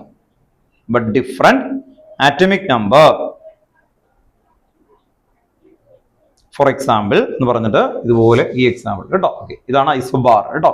ഐസോബാറിന്റെ example ഇവിടെയാണ് കേട്ടോ. ഐസോബാർ. ഇത് ഐസോടോപ്പ് ആണ്. ഇപ്പൊ എഴുതിയേക്കുന്നതിന്റെ എക്സാമ്പിൾ ഇത് എഴുതണം കേട്ടോ. ഐസോബാർ. ഇതാണ് ഐസോബാർ കേട്ടോ. ഐസോബാർ ഇതാണ്. ഐസോബാർ ഇവിടെ എഴുതാം. നെക്സ്റ്റ് അടുത്ത പോയിന്റ് ഐസോടോപ്പിനെ കുറിച്ചിട്ടാണ്. Atom with identical atomic number. Atoms with identical atomic number. Identical atomic number അല്ലെങ്കിൽ same atomic number. Atom with identical അല്ലെങ്കിൽ same atomic number but different എന്തായിരിക്കും? Identical atomic number but different. ഏതാ വരെ different?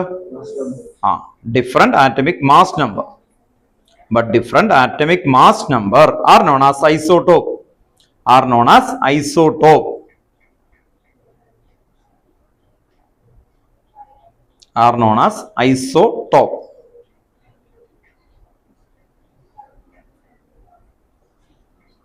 Then isotope example കൊടുക്കുമ്പോൾ ഈ example കൊടുക്കുക. ഇതാണ് example. ഇത് കാർബണിന്റെ റേഡിയോ ആക്റ്റീവ് ആയിട്ടുള്ള ഐസോടോപ്പ് ആണ് കേട്ടോ. എക്സാമ്പിൾ ഇത് എഴുതാം. ദെൻ വേറൊരു എക്സാമ്പിൾ കൂടി നമുക്ക് ക്ലിയർ ആയിട്ട് പഠിക്കാനുണ്ട്. ആ എക്സാമ്പിൾ ആണ് ഹൈഡ്രജന്റെ എക്സാമ്പിളുകളാണ് ആക്ച്വലി വരുന്നത് കേട്ടോ. ഓർത്തോ, ഹൈഡ്രജന്റെ എക്സാമ്പിൾ ആണ്.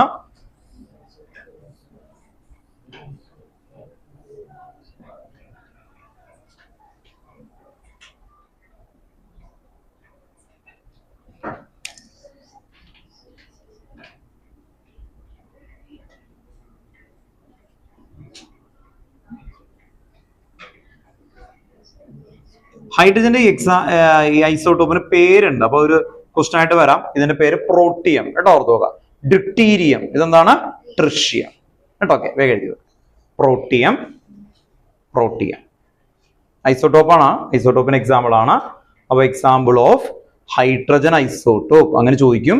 അത് ചോദിക്കുമ്പോൾ നമുക്ക് എഴുതണം 1H1 protium. then 1H2 deuterium. then 1H3 tritium.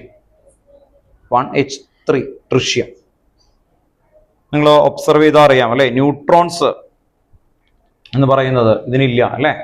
ഉണ്ടോ? ഇതില്ലാത്തതാണ്. ന്യൂട്രോൺ എങ്ങനെ ഫൈൻഡ് ചെയ്യുന്നേ?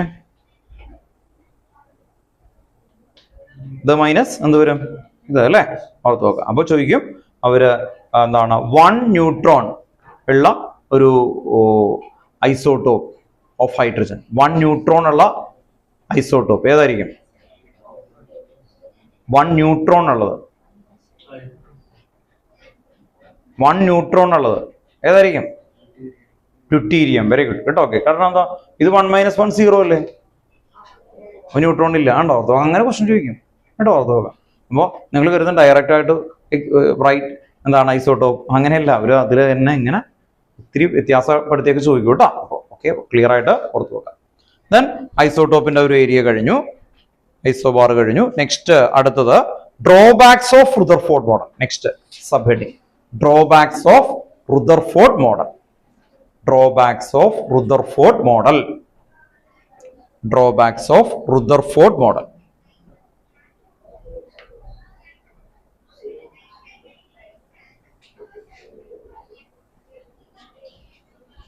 Two points ആണ് നമ്മൾ എഴുതുന്നത് കേട്ടോ. ഡ്രോബാക്സ് ഓഫ് റുദർഫോർഡ് മോഡലില് ഫസ്റ്റ് പോയിന്റ് എഴുതി വെക്കുക കേട്ടോ. എന്നിട്ട് എക്സ്പ്ലെയിൻ ചെയ്ത് തരാം ഞാൻ. First point, the Rutherford model cannot explain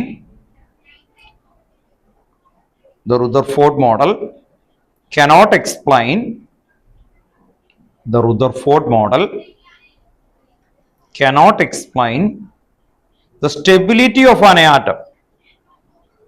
The Rutherford model cannot explain the stability of an atom.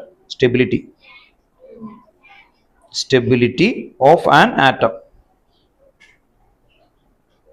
Next line la adutha point aayittu ezhuthi vekkam.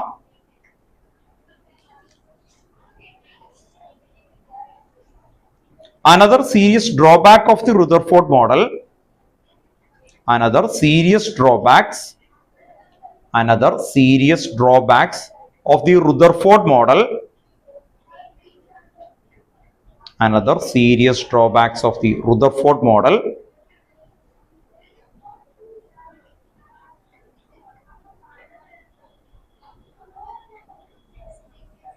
is that it say nothing about Rutherford model is that it says nothing about distribution of the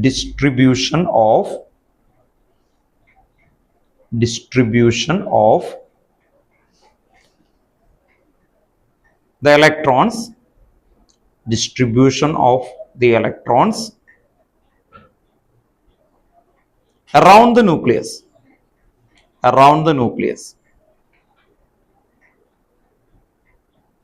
and the energies of these electrons, and the energies of these electrons,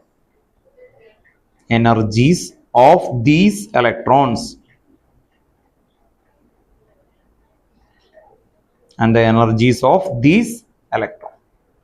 രണ്ട് point ആണ് actually വരുന്നത്. First എന്താണ്? Stability. ഏറ്റവും important ആയിട്ടുള്ള ഒരു കാര്യമാണ് stability explain ചെയ്യാൻ പറ്റിയില്ല എന്നുള്ളത്. സ്റ്റെബിലിറ്റി എന്ന് പറയുമ്പോൾ ഇത്രയേ ഉള്ളൂ, ന്യൂക്ലിയസിന് ചുറ്റിനും സറൗണ്ടിങ് ആയിട്ട് ഇലക്ട്രോൺസ് ഇങ്ങനെ മൂവ് ചെയ്യുന്നുണ്ട്. അങ്ങനെ മൂവ് ചെയ്ത് കഴിയുമ്പോൾ ആ ഇലക്ട്രോൺസിന് എനർജി റിലീസ് ചെയ്ത് കഴിഞ്ഞാൽ അത് എവിടെ വന്നിരിക്കും? ന്യൂക്ലിയസിൽ വന്നിരിക്കും. അങ്ങനെ ന്യൂക്ലിയസിൽ വന്ന് ഇടിച്ചു കഴിഞ്ഞാൽ എന്ത് പറ്റും? ഇലക്ട്രോൺസ് ന്യൂക്ലിയസിൽ വന്ന് ഇടിച്ചാൽ എന്ത് പറ്റും? പൊട്ടും. ആറ്റം എന്തോ പൊട്ടും. അതാണ് ആറ്റമിക് ബോംബ് കേട്ടോ. ഓർത്ത് നോക്കാം. ആ ആറ്റമിക് ബോംബ് ഉണ്ടാക്കാനായിട്ട് പറ്റുമോ? അധികം എളുപ്പമല്ല അല്ലേ? ഭയങ്കര ടഫാണ്. ഇപ്പൊ നിങ്ങളുടെ കയ്യിലൊരു എന്താണ് അതിന്റെ റോ മെറ്റീരിയൽ ഉണ്ടെങ്കിലും അതിന്റെ ടെക്നോളജി വെച്ചിട്ട് നമ്മൾ പൊട്ടിക്കാൻ പറ്റുള്ളൂ. മനസ്സിലായി? അപ്പോ നോർമലി അത് ഭയങ്കര വലിയൊരു ഇന്നോവേഷൻ ആക്ച്വലി.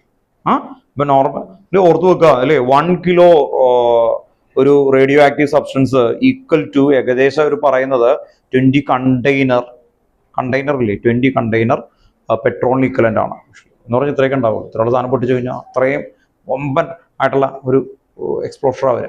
അപ്പോൾ ഒരു ആറ്റത്തിനെ പൊട്ടിക്കുക എന്ന് പറയുന്നത് അത്ര എളുപ്പമല്ല. സ്റ്റേബിൾ ആണ് ആക്ച്വലി നമ്മൾ വരുന്ന ഓരോ ആറ്റവും. അപ്പോൾ അവിടെ അത് എന്താണ് എക്സ്പ്ലനേഷൻ കറക്റ്റ് ആയിരുന്നില്ല റുദർഫോർഡ് ഫസ്റ്റ്. അപ്പോൾ ഒറ്റ വേർഡുള്ളൂ. ഫസ്റ്റ് എന്തായിരുന്നു? cannot explain the stability. Second point എന്തായിരുന്നു? ആ ലാസ്റ്റത്തെ വേർഡ് നോക്കുക. ഇറ്റ് സേ ദാറ്റ് എന്താണ്? ഡിസ്ട്രിബ്യൂഷൻ ആൻഡ് നെക്സ്റ്റ് എന്തായിരുന്നു? എനർജീസ്. എന്ന് പറഞ്ഞാൽ ഒരു ഏതെങ്കിലും ഒരു ആറ്റം ഓക്സിജൻ എടുക്കുക. ഓക്സിജന്റെ ഔട്ടർ മോസ്റ്റ് ടോട്ടൽ ഇലക്ട്രോൺ എത്രയുണ്ട്? ഓക്സിജൻ എത്രയാ? 8 ഇലക്ട്രോൺ അല്ലേ? നമുക്ക് ബ്രീത്ത് ചെയ്യുന്ന ആളല്ലേ, അടുത്തിരിക്കുന്ന ആളല്ലേ, അതിനെ കുറിച്ച് അറിയണ്ടേ? കേട്ടോ, ഓർത്ത് വെക്കാം. നിങ്ങളുടെ ഏറ്റവും അടുത്തിരിക്കുന്ന ഏറ്റവും കൂടുതൽ ആവശ്യം വേണ്ട ആരെയാ? ഓക്സിജൻ. ഇല്ലെങ്കിൽ അറിയാട്ടോ, ചിലപ്പോൾ തന്നെ തീർന്നു അല്ലേ? ഓക്കെ, വേറെ സ്ഥലത്ത് എത്തും അല്ലേ? അപ്പോ നോർമലി ഓക്സിജൻ അറിയണം. ഓക്സിജൻ എത്ര ഇലക്ട്രോൺ ഉണ്ട്? ഏറ്റവും അടുത്ത ഫ്രണ്ടാണ് നമ്മുടെ അല്ലെ? ഓക്കെ, അപ്പൊ ഈ ഓക്സിജനിൽ 8 ഇലക്ട്രോൺ ഉണ്ടെന്ന് വിചാരിക്കുക. ആ 8 ഇലക്ട്രോണിന് എല്ലാവർക്കും ഒരേ എനർജി ആണോ? അല്ല, അത് കൺഫ്യൂഷൻ ആയി അല്ലേ? അത് തന്നെ അവിടെയും കൺഫ്യൂഷൻ ആയി. മനസ്സിലായി? അപ്പൊ അന്നത്തെ ആ സയന്റിസ്റ്റ് ആയിട്ടുള്ള ആള് അത് പറഞ്ഞില്ല.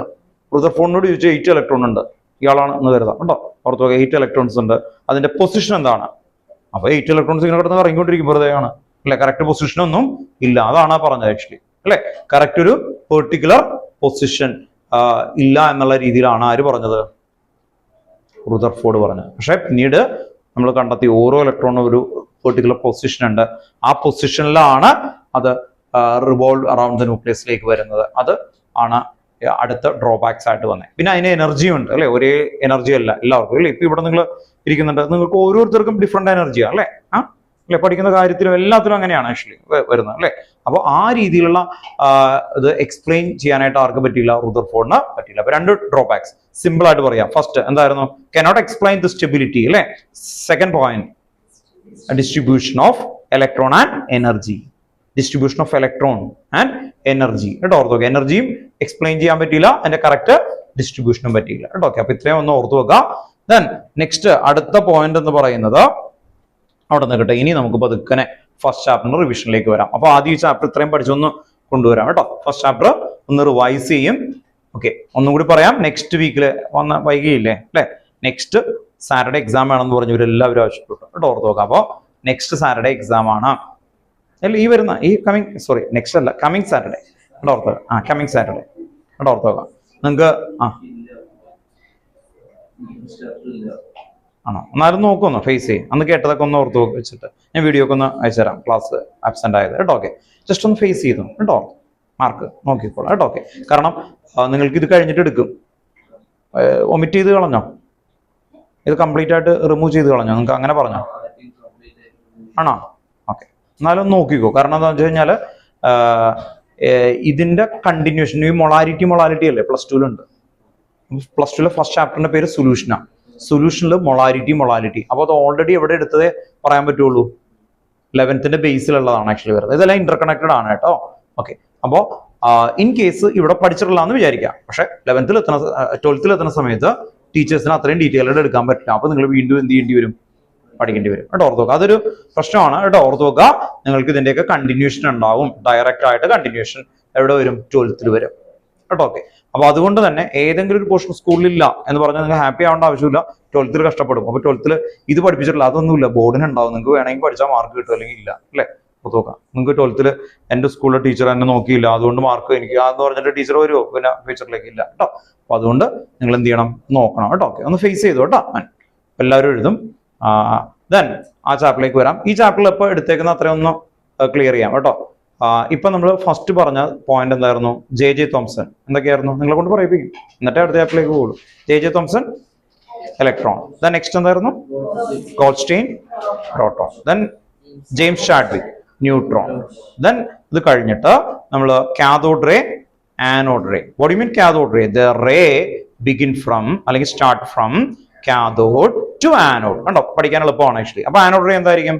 The ray begin from anode അല്ലെങ്കിൽ start from anode to cathode.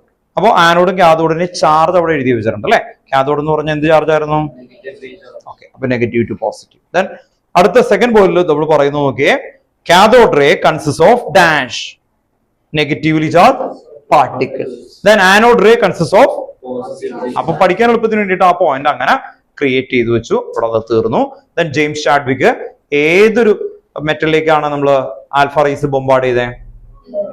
Beryllium അല്ലെ? അപ്പൊ അസേർഷൻ റീസണോ അങ്ങനെ വല്ലതും ഒക്കെ വന്നാൽ അത്രേ ഉള്ളൂ.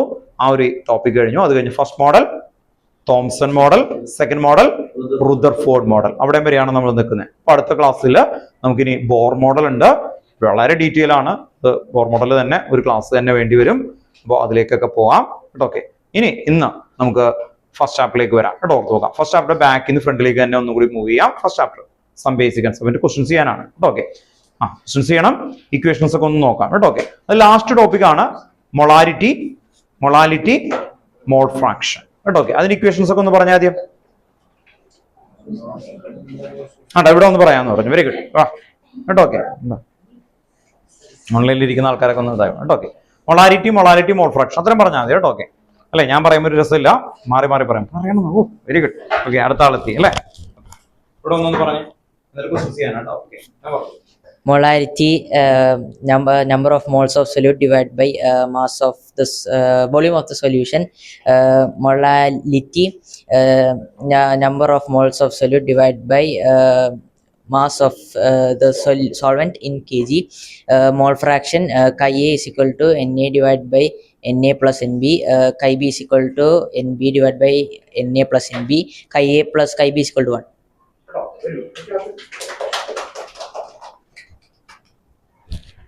then ഇക്വേഷൻ നിങ്ങൾക്ക് പ്ലസ് ടുവില് ഫസ്റ്റ് ചാപ്റ്ററിന്റെ പേര് സൊല്യൂഷനാണ്. ആ സൊല്യൂഷനാണ് ചാപ്റ്ററിന്റെ പേര്. Second chapter electro chemistry, third chapter എന്ന് പറയുന്നത് കെമിക്കൽ കൈനറ്റിക്സ്. ഇങ്ങനെ പോകുന്ന ആ ചാപ്റ്ററുകളിൽ ഇവിടെ നിന്നുള്ള ഏരിയാസ് സ്റ്റോഷിയോമെട്രി ഉണ്ട്, അതൊക്കെ ഇവിടേക്ക് കണക്ട് ചെയ്ത് വരും. ആ ചാപ്റ്റർ കണക്ട് ചെയ്യും.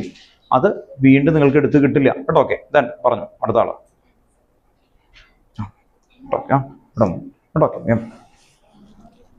ഓൺലൈനിൽ ഇരിക്കുന്ന ആൾക്കാർ കേട്ടോ, നിങ്ങളും പറയും കേട്ടോ. ഓക്കെ, വേഗം പറഞ്ഞു പോകണം.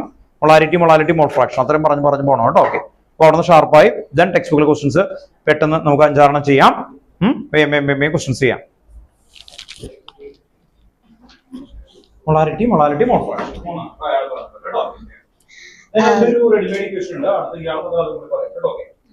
Molarity, number of moles of solute divided by volume of solution in liter. Molality, number of moles of solute divided by mass of solvent in kg. Mole fraction, chi A plus chi B equal to 1. Na by Na plus Nb. Chi B equal to Nb by Na plus Nb. Readymade ഇക്വേഷൻസും പറയണം കേട്ടോ.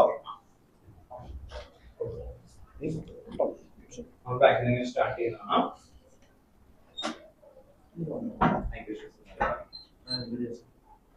Molarity equal to number of moles of solute divided by the volume of solution in liter.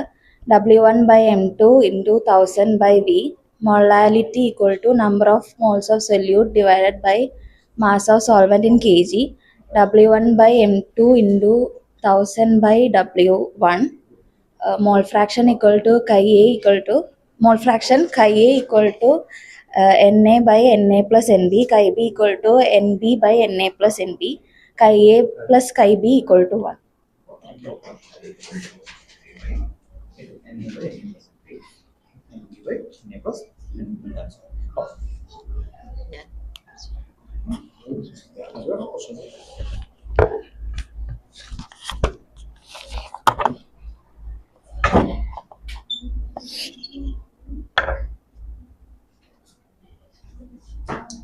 Molarity equal to number of moles of solute divided by volume of solution in liters.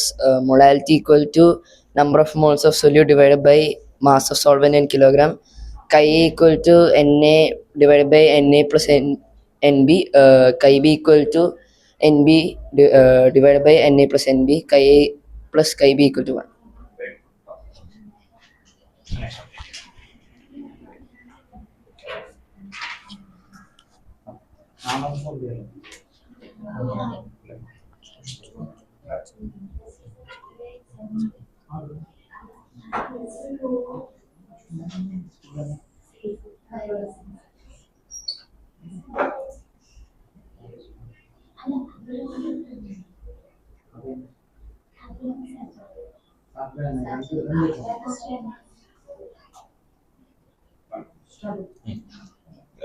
Molarity is equal to number of moles of solute by volume of solution in liters. Molality is equal to number of moles of solute by mass of solvent in kg. Chi A is equal to Na by Na plus Nb. Chi B is equal to Nb by Na plus Nb. Chi A plus chi B is equal to 1.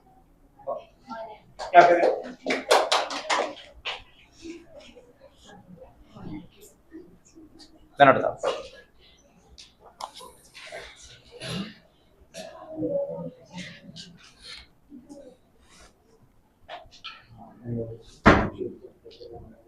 molarity equal to number of moles of solute divided by volume of solution in liter. Molality is equal to number of moles of solute divided by mass of solvent in kilogram. Mole fraction chi A is equal to Na divided by Na plus Nb. Chi B is equal to Nb divided by Na plus Nb. Chi A plus chi B is equal to 1.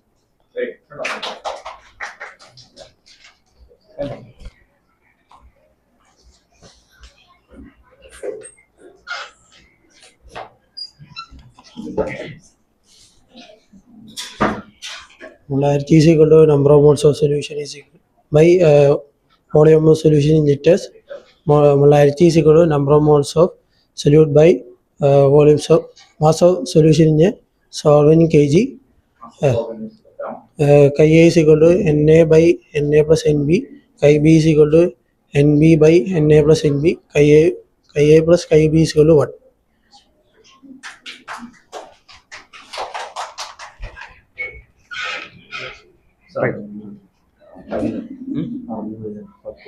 ഒന്ന് try ചെയ്തു കേട്ടോ, കുറച്ച് ഞാൻ പറഞ്ഞാൽ മതി കേട്ടോ. ഞാൻ ഓൺലൈനിൽ ചോദിച്ചിട്ട് പറയാം കേട്ടോ. ദെൻ ഓൺലൈനിൽ ഇരിക്കുന്ന ആൾക്കാർ കേട്ടോ, ഒന്ന് പറഞ്ഞേ. ഫസ്റ്റ് ആരാ പറയുന്നത്? ഫസ്റ്റ് ധനശ്രീ പറഞ്ഞു കേട്ടോ.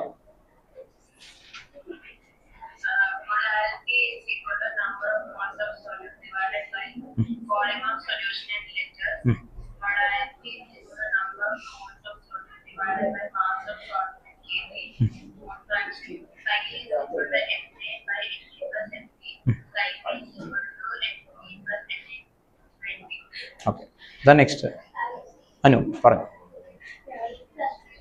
ഏഞ്ചല എന്നല്ലേ? ഓക്കെ, പറഞ്ഞു.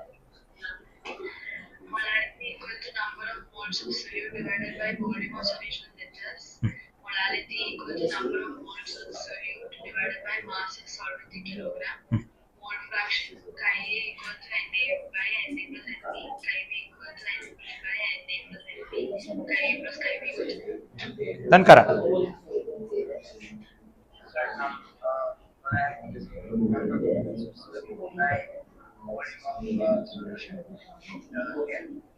Okay.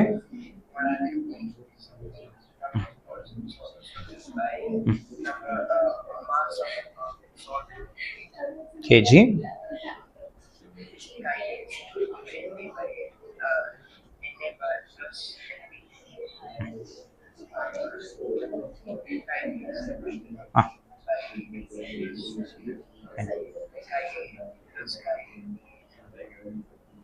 One. Okay, very good.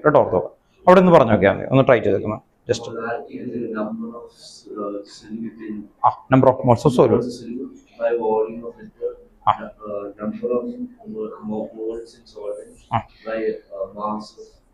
ഇല്ല, next molality equal to numerator always same ആണ് കേട്ടോ. ഞാൻ ഹെൽപ്പ് ചെയ്യാം. ഒന്നും solute all divide by mass of solvent in kilogram. That's all. Then mole fraction chi A equal to Na by Na plus Nb and chi B equal to Nb by Na plus Nb. That's all. But okay. chi A plus chi B is 1. Very good. കേട്ടോ. Okay, അപ്പൊ എല്ലാവരും ഒരു ടീമായി അല്ലേ? Okay, text ബുക്കിലെ ക്വസ്റ്റ്യൻസിന് clear ചെയ്ത് തുടങ്ങണം കേട്ടോ. ഓക്കെ, ബാക്കിൽ അവർക്ക് ബയോളജി എക്സാം ഒക്കെ ഉണ്ട്.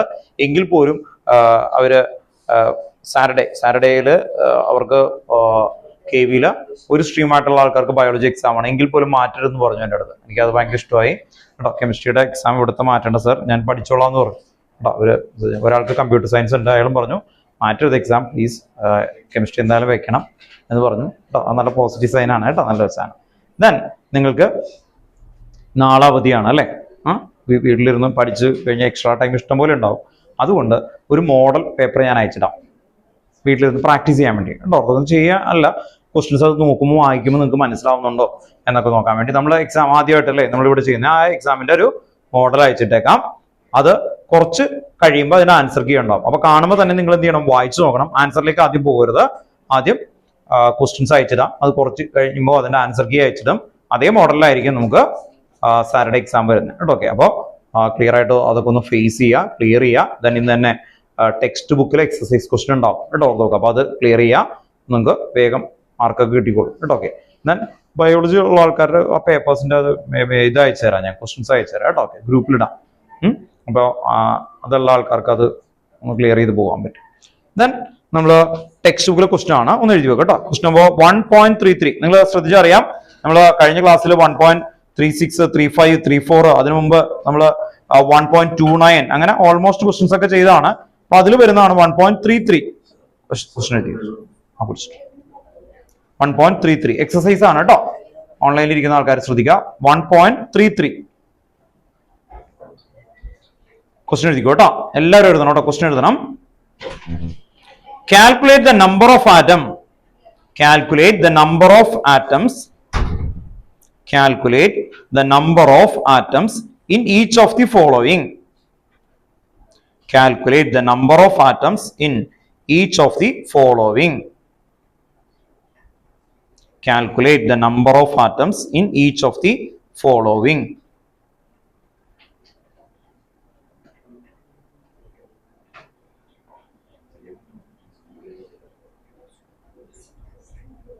First question. First question. 52 moles of argon. 52 moles of argon. First question. 52 moles of argon. 52 moles of argon.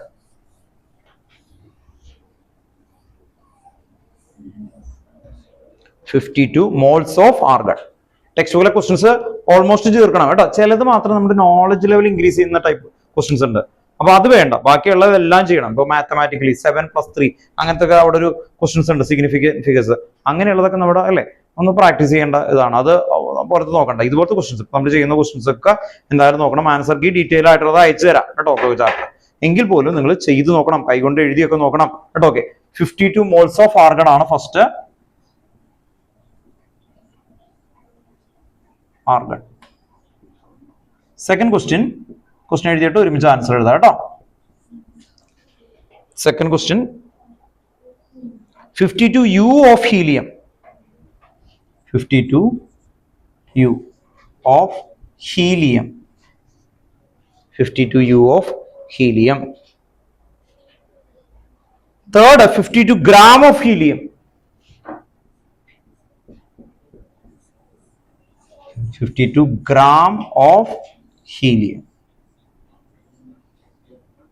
52 moles of argon, 52 U of helium, 52 gram of helium. Okay, total number of atoms ആണ് ചോദിച്ചേക്കുന്നത്. ഫസ്റ്റിന് answer എഴുതാം കേട്ടോ. ഇതിന്റെ answer ആണ് നമ്മൾ എഴുതാൻ പോകുന്നത്. ഇതിന്റെ answer 52 മോൾ എന്ന് പറഞ്ഞാൽ എന്തായിരിക്കും? ഒരു മോൾ എത്രയാണ് ആക്ച്വലി? 6.022. അപ്പൊ 52 മോൾ ഓഫ് ആർഗൺ എന്ന് പറഞ്ഞാൽ എത്ര ഉണ്ടാവും? 52 ഇൻറ്റു 6.022 ഇൻറ്റു 10⁻23. ഇത് വീട്ടിൽ പോയിരുന്ന് മൾട്ടിപ്ലൈ ചെയ്തിട്ട് ലാസ്റ്റ് ആൻസർ കണ്ടെത്തി എഴുതി വെക്കണം കേട്ടോ. ഓക്കെ, 52 ഇൻറ്റു 6.022 ഇൻറ്റു 10⁻23 കേട്ടോ. ഓക്കെ, ക്ലിയർ ആണോ? അത്രയും ആർഗൺ ഉണ്ടാവും. ചോദിച്ചോ, ഡൗട്ട് ഉണ്ടോ? ആറ്റമിസിറ്റി എന്ന് പറഞ്ഞാൽ ആർഗൺ എത്രയാണ്? ആറ്റമിസിറ്റി പറഞ്ഞല്ലേ ഉള്ളൂ. 52 മോൾ ഓഫ് H2O എന്ന് പറഞ്ഞാൽ അതിൽ എത്ര ഉണ്ടാവും? 2 ഹൈഡ്രജനും 1 ഓക്സിജനും അങ്ങനെ വരും. കണ്ടോ, ഓർത്ത് നോക്ക്. ഇത് ആറ്റം അല്ലേ, ആർഗൺ അല്ലേ കേട്ടോ. ഓക്കെ, അപ്പൊ ആർഗൺ എന്ന് പറയുമ്പോൾ ഒരാളേ ഉള്ളൂ അല്ലേ. ഓക്കെ, ആർഗൺ കേട്ടോ, ഓർത്ത് നോക്ക്. ആറ്റമിസിറ്റി ചെയ്യുന്നത് എന്തായിരിക്കും? ഇപ്പൊ C6H12O6 അങ്ങനെ വരുമ്പോൾ എത്രയായിരിക്കും അതിന്റെ ആറ്റമിസിറ്റി? 6+ അല്ലേ, 12 + 6 24 ഇൻറ്റു 24 ചെയ്യേണ്ടി വരും. ഉണ്ടോ, ഇത് ഇൻറ്റു 24 ചെയ്യേണ്ടി വരും. ഐഡിയ മനസ്സിലായോ? ഇത് ആർഗൺ ഒരാളുള്ളൂ. അതുകൊണ്ടാണ് നമ്മൾ ആറ്റമിസിറ്റി എന്ന് പറഞ്ഞാൽ എത്ര ആറ്റം ഉണ്ടോ 1 ഉള്ളൂ അല്ലെ. അതുകൊണ്ട് ഇൻറ്റു 1 ആണ് ആക്ച്വലി വരുന്നത്. Next 52 U of helium. U എന്ന് പറഞ്ഞാൽ എന്താ? AMU ആണ് 52 U. അപ്പൊ ഒരു ഹീലിയം എത്ര U ആണ്? ഹീലിയത്തിന്റെ ആറ്റമിക് മാസ് എത്രയാണ്? 4 കേട്ടോ, ഓർത്ത് നോക്കാം. 20 വരെയുള്ള ആറ്റമിക് മാസ് പഠിച്ചില്ലെങ്കിൽ ചാപ്റ്റർ എന്നല്ല ഒരു ചാപ്റ്റർ നിങ്ങൾക്ക് മാർക്ക് കിട്ടത്തില്ല കേട്ടോ, ഓർത്ത് നോക്കാം. എല്ലാവർക്കും അറിയാമോ 20 വരെ? കിട്ടും അല്ലേ. ഓക്കെ, വെരി ഗുഡ് കേട്ടോ, ortho. Calcium mass, atomic mass ഞാൻ പറയണം. കാൽസ്യം ആറ്റമിക് മാസ് കിട്ടി, പറഞ്ഞോ. 40 കണ്ടോ, കിട്ടി കണ്ടോ, ഓർത്തോ. 40 ഓർത്തോ, 40 കേട്ടോ. ഓക്കെ, ദെൻ പിന്നെ എക്സെപ്ഷൻ ആയിട്ടുള്ള ക്ലോറിൻ എത്രയായിരുന്നു? ബുദ്ധിമുട്ടുള്ളതൊക്കെ അറിയാം അല്ലേ. Okay, then sodium 23. സോഡിയം എന്താ? 23 മാസ്. ആറ്റമിക് നമ്പർ 11 ആണ് കേട്ടോ. ഓക്കെ, അറ്റോമിക് നമ്പർ 11 ആണ്. അപ്പോൾ നിങ്ങൾ 20 വരെ ഉള്ളത് ക്ലാരിറ്റിയിൽ ക്ലിയർ ചെയ്ത് പഠിച്ചിരിക്കണം. അപ്പോൾ ഇവിടെ ചെയ്യണത് ഇത്രയേ ഉള്ളൂ. ഇതിന്റെ ആൻസർ ആണ്. ആൻസർ വരുമ്പോ 52 ഡിവൈഡഡ് ബൈ 4. അപ്പൊ എത്ര കിട്ടും? 52 ഡിവൈഡ് ബൈ 4, 12 4 3 അല്ലേ, 13 ആറ്റം. 13 ആറ്റം. ഇനി ഇവിടെ ശ്രദ്ധിക്കുക, ഇതാണ് വ്യത്യാസം അല്ലെ. ഇതിന് ആൻസർ എഴുതുമ്പോ നമുക്ക് ഗിവൺ മാസ് ഗ്രാമിൽ തന്ന മാസാണ് ആക്ച്വലി. അപ്പൊ നമ്മൾ മോളിന്റെ ഇക്വേഷൻ എഴുതും. മോൾ ഈക്വൽ ടു എന്ത് വരും? ഗിവൺ മാസ് അല്ലെങ്കിൽ mass divided by molecular mass. അപ്പൊ 52 ഡിവൈഡഡ് ബൈ 4. ഇത് ഗ്രാം ആണ്, ഇത് യു ആണ്. കണ്ടോ, ഓർത്ത് നോക്കുക, ഇത് യു. രണ്ടും തമ്മിലുള്ള വ്യത്യാസം ഓർത്ത് നോക്കാം. ഇത് ഗ്രാം ആണ്, ഇത് 4 ഗ്രാം. അങ്ങനെ വരുമ്പോ നമുക്ക് കിട്ടുന്നത് 30 മോൾ.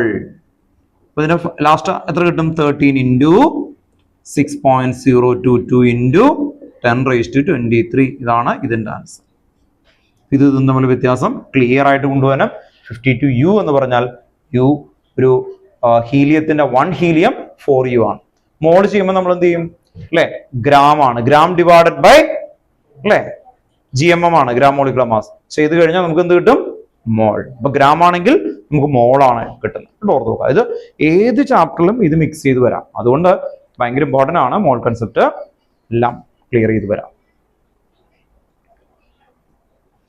Then 1.33 എന്ന് പറയുന്ന ക്വസ്റ്റൻ ഉണ്ട്. ക്വസ്റ്റൻ മെത്തേഡ് ഒന്ന് പറഞ്ഞുതരാം കേട്ടോ.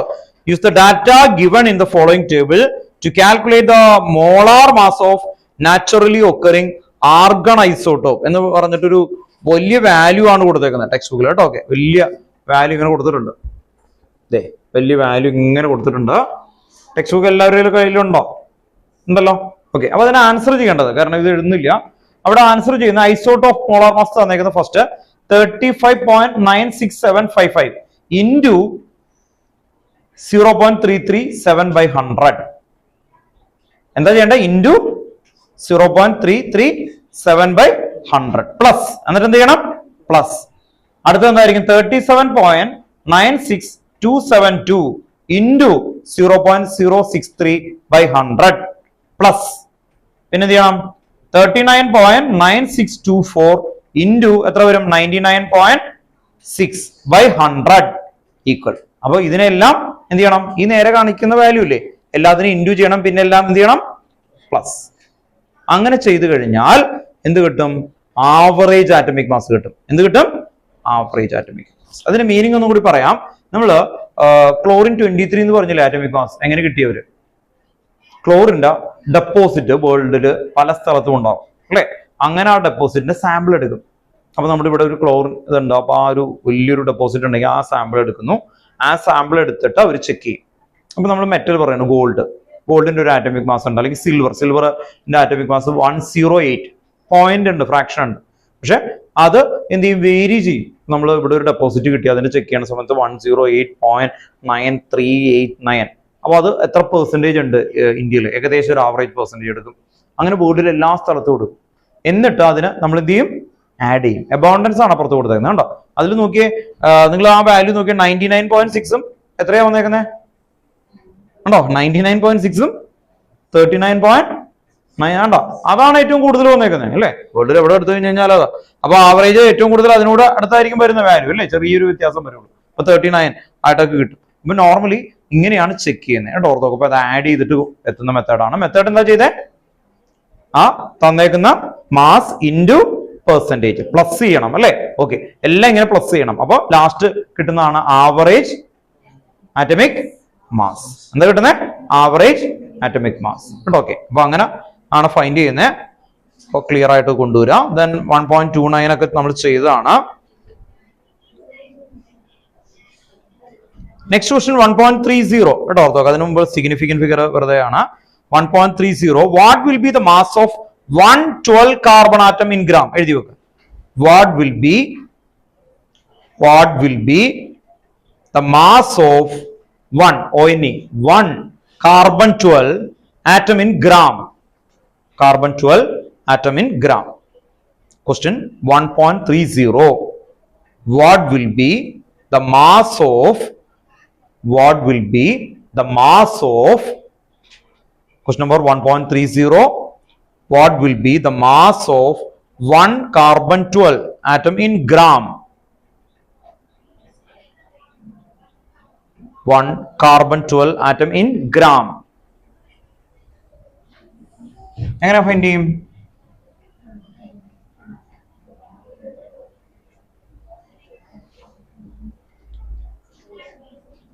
കാർബൺ 12 എന്ന് ആണ് അവർ പറഞ്ഞേക്കുന്നത് ആറ്റമിക് മാസ് എന്ന് പറയുന്നത്. അപ്പൊ നമ്മൾ ആദ്യം GMM ആണ് ചെയ്യുന്നത്. നമ്മൾ ചെയ്യുന്നത് ഇതാണ്.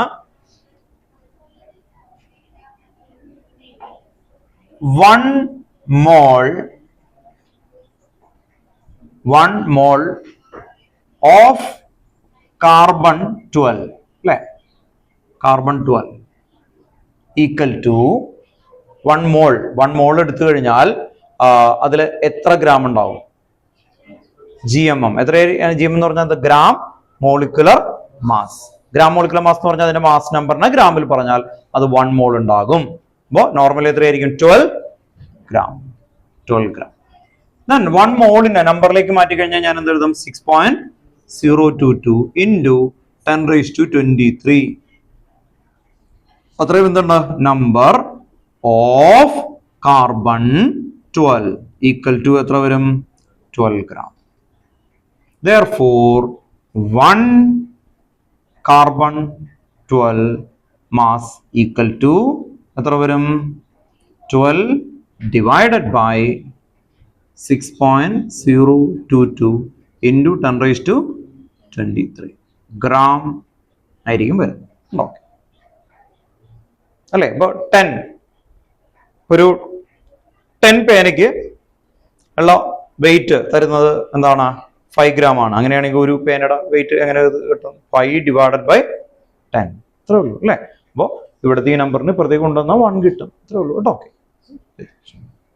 ഒരു കാർബണിന്റെ വെയിറ്റ് ഇങ്ങനെയാണ്. 12 divided by 6.022 into 10⁻23. അങ്ങനെയാണെങ്കിൽ പെട്ടെന്ന് ഇതിന്റെ ക്ലൂ നോക്കുക. Mass of 1 oxygen atom. അപ്പൊ എന്ത് ചെയ്യണം നിങ്ങൾ? അതിന്റെ ആൻസർ എന്തായിരിക്കും? Mass of 1 oxygen atom. ഓക്സിജന്റെ മാസ് 16 by അവഗാഡ്രോ നമ്പർ. കണ്ടോ? ഓർക്കുക, സ്റ്റെപ്പ് ഒന്ന് എഴുതിയെന്ന് മാത്രമേ ഉള്ളൂ. കണ്ടോ? ഓക്കെ. ഇപ്പൊ ഏതൊരു ആറ്റത്തിന്റെയും 1ലേക്ക് കണ്ടെത്തേണ്ടതെങ്കിൽ that mass, atomic mass divide by Avogadro number. കേട്ടോ? ഓർക്കുക, മോൾ കൺസെപ്റ്റ് ആണ് ഈ നമ്പർ എഴുതി വെക്കുക.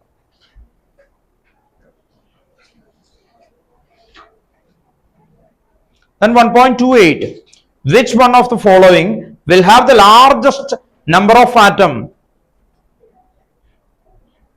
1.28. 1.28 question ആണ്. 1.28. Which one of the following will have the largest number of atom? Question എഴുതി വെച്ചു കേട്ടോ. Which one of the following will have the largest number of atom? Question എഴുതണം കേട്ടോ എല്ലാവരും. Which one of the following will have the largest number of atoms? Largest number of atoms.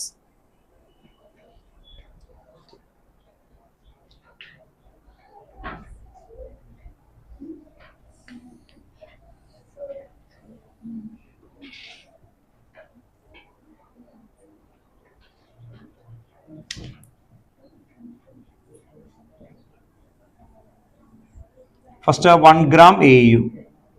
Second question, 1 gram എന്തായിരുന്നു പറഞ്ഞു? 1 gram Na. Third എന്തായിരുന്നു? 1 gram lithium. Fourth chlorine. 1 gram Cl. Cl2. Okay. Yes. Which one of the following will have largest number of atom? Largest number of atom. അല്ലേ? Number എങ്ങനെ find ചെയ്യുന്നത്? Number എന്ന് പറഞ്ഞാൽ ആരോ ഓർമ്മ നോക്കണം? മോൾ. മോളിന്റെ ഇക്വേഷൻ എന്താ? Given mass divide by molecular mass. അങ്ങനെയാണെങ്കിൽ ഇതിന്റെ എല്ലാത്തിനെയും മോൾ ഞാൻ എഴുതി നോക്കും. മോൾ. ഇതിൽ ഏറ്റവും വലിയ നമ്പർ ഏതാണ് കിട്ടുന്നത്? 1 gram divided by AU. AU എന്ന് പറഞ്ഞാൽ ആറ്റമിക് മാസ് എത്രയാ? ഏകദേശം 100 മുകളിലാണ്. 108 ആണ് ആർക്ക് വരുന്നത്? സിൽവറിന് വരുന്നത്. വലിയ നമ്പറാണ്. ഓക്കെ. ദെൻ അപ്പൊ ഇത് ബിഗർ നമ്പർ ആണ്. ബിഗർ നമ്പർ വന്ന വാല്യൂ എന്ത് ചെയ്യും? ഡിനോമിനേറ്ററിൽ ബിഗർ നമ്പർ വന്ന എന്ത് ചെയ്യും? വാല്യൂ എന്ത് ചെയ്യും? കുറയും. അല്ലെ? അപ്പൊ നമുക്ക് അറിയില്ല. ബാക്കി ആൾക്കാർ നോക്കിയേ. സോഡിയം എന്ത് വരും? 1/23. ദെൻ അടുത്ത നോക്കിയേ ലിഥിയം. ലിഥിയം എന്തായാലും 1 ഡിവൈഡ് ബൈ ലിഥിയത്തിന്റെ ആറ്റമിക് മാസ് എത്രയാ? ആറ്റമിക് നമ്പർ എത്രയാ? ഹൈഡ്രജൻ, ഹീലിയം, ലിഥിയം അല്ലെ 3 ആണ്. അപ്പൊ എത്രയാ? 6. അപ്പോ 6 ആണെന്ന് പറഞ്ഞു. ക്ലോറിൻ എത്രയാ? ഇതിൽ ഏറ്റവും ചെറിയ നമ്പർ, സ്മോളർ നമ്പർ ആർക്കാണോ അതിനായിരിക്കും കൂടുതൽ നമ്പർ. ആരെയാണ്? ലിഥിയം. ക്ലോറിൻ എത്ര വരും? 35.5 ഉണ്ടോ? അപ്പോ ഓർത്തു വെക്കുക, ഡിനോമിനേറ്ററിൽ ബിഗർ നമ്പർ വന്നു കഴിഞ്ഞാൽ അല്ലെ ടോട്ടൽ നമ്പർ കുറയും. അപ്പൊ ആൻസർ ഇത് എഴുതി വെക്കുക കേട്ടോ. ഓക്കെ, ഇത്രയേ ഉള്ളൂ. ഇത് ടിക്ക് ചെയ്യാനാണ് ആക്ച്വലി വരുന്നത് ലിഥിയം. ഓർത്തു വെക്കുക. അപ്പൊ ഓർത്തു വെക്കുക ആറ്റമിക് നമ്പർ അല്ലെ എല്ലാത്തിനും 1 ഗ്രാം അല്ലേ കൊടുത്തേക്കുന്നത്. ഇനി നിങ്ങൾക്ക് മൾട്ടിപ്പിൾ ചോയ്സിൽ അവർ വരുമ്പോ ഡിഫറെന്റ് നമ്പറും കൊടുക്കാം. ചിലത് 3, 5, 2, 1 അങ്ങനെയൊക്കെ ചോദിക്കാം. അപ്പൊ അങ്ങനെ ചോദിച്ചു കഴിഞ്ഞാൽ നിങ്ങൾ ക്ലിയർ ചെയ്ത് പോകണം കേട്ടോ. ഓക്കെ, ഇതിൽ ഏറ്റവും ബെസ്റ്റ് വേ പറ്റിക്കാൻ എന്ന് പറഞ്ഞത് ഇതൊക്കെ ആയിരിക്കും. ഇത് നോക്കിക്കോട്ടോ. ഇത് ഞാൻ ഇവിടെ ഒരു 100 ഇടും, മനസ്സിലായി? ഇവിടെ ഒരു 8 ഇടും, ഇത് മാത്രം 1 കൊടുക്കും, ഇത് 10 കൊടുത്തു. ഇങ്ങനെ കൊടുത്താൽ പോലും ഇതാണ് ഏറ്റവും നമ്പർ. ഇങ്ങനെ കൊടുത്താൽ പോലും ഇതായിരിക്കും ബിഗർ നമ്പർ. കാരണം ഇത് 8/23 8/23 കട്ടായി കഴിഞ്ഞ് കഴിഞ്ഞാൽ 1/10 താഴെ എത്തില്ല. അപ്പൊ അങ്ങനെ നമുക്ക് നോക്കാൻ പറ്റണം കേട്ടോ. ഓക്കെ, അപ്പൊ ഓരോന്നും എടുത്ത് എഴുതി നോക്കണം. വലിയ നമ്പർ ഇപ്പൊ AUന്റെ ഒന്നും ആറ്റമിക് മാസ് നമുക്ക് പെട്ടെന്ന് ഐഡന്റിഫൈ ചെയ്യാൻ പറ്റില്ല. അപ്പോൾ അത് വേണ്ട, ബാക്കിയുള്ള എല്ലാത്തിന്റെ ഏകദേശം നമുക്ക് കിട്ടും കേട്ടോ. ഓക്കെ, അപ്പൊ ഓർത്ത് നോക്കുക, ആറ്റമിക് മാസ് ഇൻക്രീസ് ചെയ്ത് കഴിഞ്ഞാൽ നമ്പർ എന്ത് ചെയ്യും? ഇൻക്രീസ് ചെയ്യും കേട്ടോ. ഓർത്ത് നോക്കുക, ന്യൂമറേറ്ററിൽ ഒരേ നമ്പർ ആയതുകൊണ്ടാണ് കേട്ടോ. ഓക്കെ, അങ്ങനെ ചെയ്യുന്നത്. അപ്പൊ ആൻസർ ലിഥിയം ആണ് കേട്ടോ. Okay,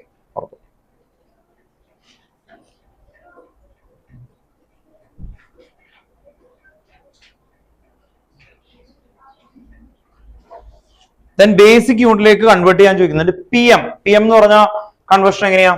PM picometre. PM എന്താ വിളിക്കുന്നത്? പൈക്കോമീറ്റർ കേട്ടോ. ഓർത്ത് നോക്കുക, കുറച്ച് എണ്ണം അറിഞ്ഞു നോക്കണം. PM കേട്ടോ, ഓർത്ത് നോക്കാം. 1 PM is equal to picometre ആണ് കേട്ടോ. PM ഇങ്ങനെ എഴുതാം. 1 PM is equal to 1 × 10⁻⁻12 metre. Then 1 nanometre equal to, ഈ റിലേഷൻ ഒന്ന് എഴുതണം കേട്ടോ. 1 നാനോമീറ്റർ ഈക്വൽ ടു എന്തായിരുന്നു? ഓർമ്മയുണ്ടോ? 1 × 10⁻⁹ metre. Then 1 angstrom equal to 1 × 10⁻10 meter. Then micrometer, 1 micrometer equal to 1 × 10⁻6 meter. ഇത് നിങ്ങൾക്ക് ഫെമിലിയർ ആണ്. നിങ്ങൾ പ്ലാസ്റ്റിക് കവറില്ലേ, അത് 8 മൈക്രോണിൽ താഴെ എടുക്കാൻ പാടില്ല, അങ്ങനെ പറഞ്ഞ റൂളൊക്കെ വന്നിട്ടുണ്ട് കേട്ടോ. ഓക്കെ, അപ്പൊ പേപ്പറിലൊക്കെ എപ്പോഴും കാണും ആ ഒരു തിക്നെസ് ഇല്ലേ, അതന്നെയാണ് അല്ലെ. അത് ഭയങ്കര തിക്നെസ് ഭയങ്കര കുറവല്ലേ, നിങ്ങൾക്ക് കണ്ടല്ലേ പ്ലാസ്റ്റിക്കിന്റെ ആ തിക്നെസ് ഒക്കെ പറയുമ്പോൾ മൈക്രോമീറ്ററിൽ പറയും കേട്ടോ. Okay,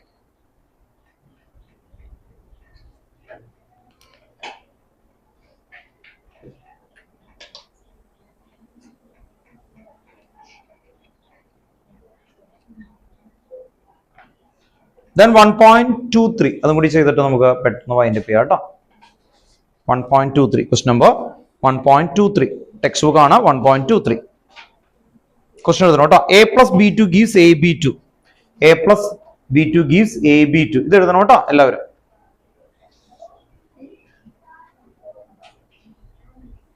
A + B2 gives AB2.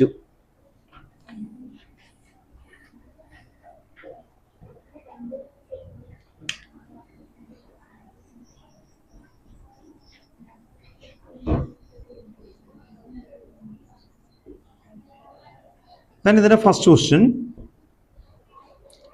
Question 300 atom of A plus 200 molecule of B. 300 atom of A plus 200 molecule of B. First question, 300 atom of A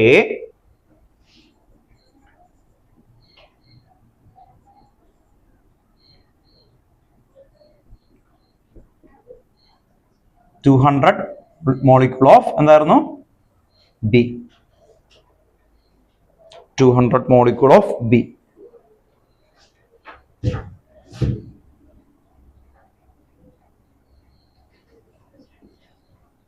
ഇവിടെ നോക്കേണ്ടത് A + B2 gives AB2 എന്ന് പറഞ്ഞാൽ ഇതിന്റെ പ്രൊപ്പോർഷൻ എത്ര? 1:1.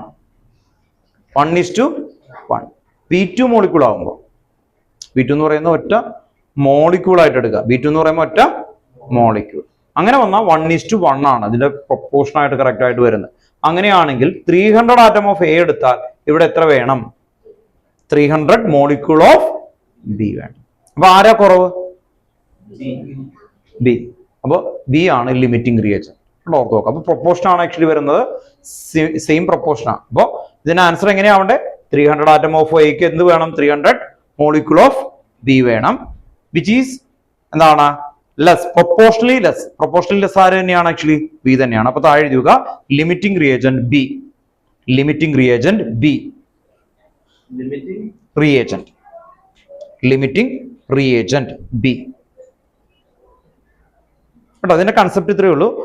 Proportionally less and proportionally high, ഇങ്ങനെ ഒരു concept ഉണ്ട് കേട്ടോ. ഓർത്ത് നോക്കുക. ഞാൻ നേരത്തെ പറഞ്ഞ ആ ഒരു എക്സാമ്പിൾ ആണ്.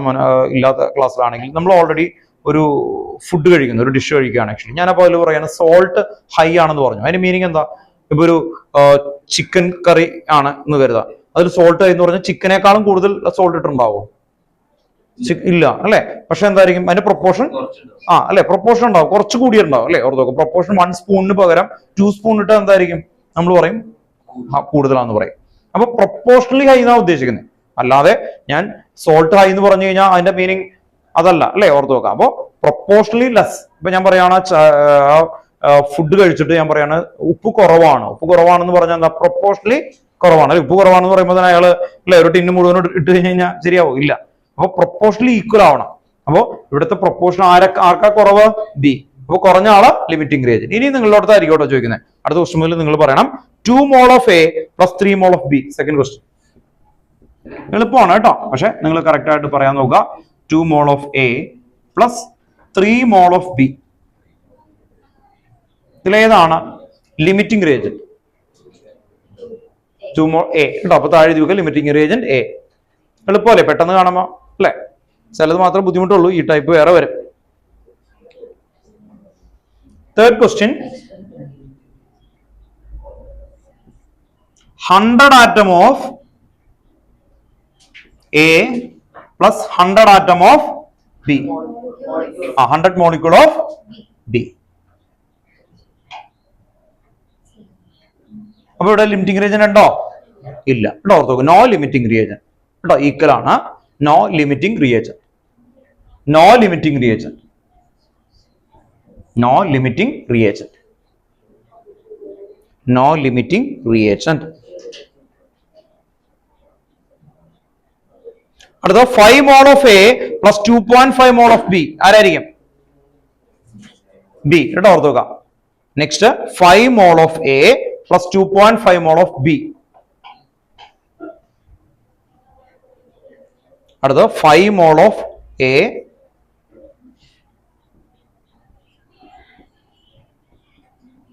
(2.5 മോൾ ബി കേട്ടോ. അപ്പൊ ലിമിറ്റിംഗ് റിയേജന്റ് ഇത് തന്നെയാണ്, ബി തന്നെയാണ്.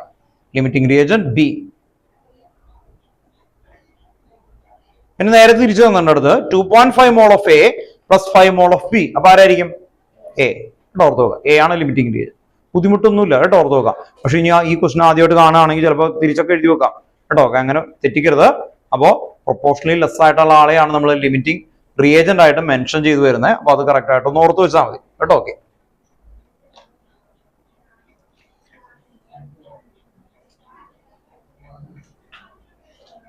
ഞാൻ ടെക്സ്റ്റ് ബുക്കിലെ 1.11 നമ്മൾ ചെയ്തതാണ്. 1.12 എന്ന് പറയുന്ന ക്വസ്റ്റ്യൻസ് ചെയ്തതാണ്. 1.12 നമ്മളൊരു ഇക്വേഷൻ ഒക്കെ ചെയ്യിപ്പിച്ചു ഹോംവർക്ക് ആയിട്ട്. കഴിഞ്ഞ ക്ലാസ്സിൽ നമ്മൾ നോക്കിയാണ് M1 V1 is equal to M2 V2 കേട്ടോ. ഓക്കെ, അങ്ങനെ ഒരു ഇക്വേഷൻ ഒക്കെ ഉണ്ട്. അപ്പോ ഇതൊക്കെ നമ്മൾ ചെയ്തതാണ്. അപ്പൊ നമുക്ക് വൈൻഡ് അപ്പ് ചെയ്യാം. അപ്പോ സാറ്റർഡേ എക്സാം എല്ലാവരും ഒന്ന് ഫേസ് ചെയ്യണം കേട്ടോ. ഓർത്ത് നോക്കാം. മോനെ എനിക്കറിയാം, അതുപോലെ ഇയാളും അല്ലെ ക്ലാസ്സിൽ ഉണ്ടായില്ല. അപ്പോ കുഴപ്പമില്ല, പക്ഷെ വന്ന് ഫേസ് ചെയ്യുക. നമുക്ക് നിങ്ങളുടെ പ്രസന്റേഷനൊക്കെ ഒന്ന് അറിയാനും എവിടെയൊക്കെയാണ് നമുക്ക് ബെറ്റർ ആക്കി എടുക്കേണ്ടത് ഇതാണ്. മറക്കരുത്. ആ ഒരു ഇക്വേഷൻ ചാർട്ട് ഉണ്ടല്ലോ, അതിന് എത്ര മാർക്കാ? 5 മാർക്ക് കേട്ടോ. ഓക്കെ, 5 മാർക്കാണ്. അവർക്ക് എക്സാം ആയിട്ടും മാറ്റണ്ടെന്ന് പറഞ്ഞു, അതുകൊണ്ടാണ് വെക്കുന്നത്, അല്ലെങ്കിൽ ഞാൻ മാറ്റിയാനെ കേട്ടോ. ഓക്കെ, അപ്പൊ അത് ഇപ്പോഴേ തന്നെ പറഞ്ഞേക്കുന്നു. ദെൻ നെക്സ്റ്റ് ഇന്ന് ഒരു പേപ്പർ, ഇന്നല്ല നാളെ ഒരു പേപ്പർ ഇട്ടേക്കാം കേട്ടോ. ഓർത്ത് നോക്കാം. നിങ്ങൾക്ക് ഫുൾ ഡേ അവധിയാണ് കേട്ടോ. ഇപ്പൊ ഈ എക്സാമിന് വേണ്ടി ഫുൾ ഡേ അവധിയാണ് നാളെ. അപ്പോ അല്ല സാറ്റർഡേ കെമിസ്ട്രി അല്ലേ? ആ മാത്സ് ഉണ്ട്. അല്ല അതല്ല, അല്ലാത്ത സമയത്ത് സ്കൂളില്ലാന്ന് ഉദ്ദേശിച്ചു. ട്യൂഷൻ ഉണ്ട് കേട്ടോ. അല്ലെങ്കിൽ നിങ്ങൾ വീട്ടിലിരുന്ന് ബോറടിക്കൂല്ലേ കേട്ടോ. ഓക്കെ, ട്യൂഷനൊക്കെ ഉണ്ട് കേട്ടോ.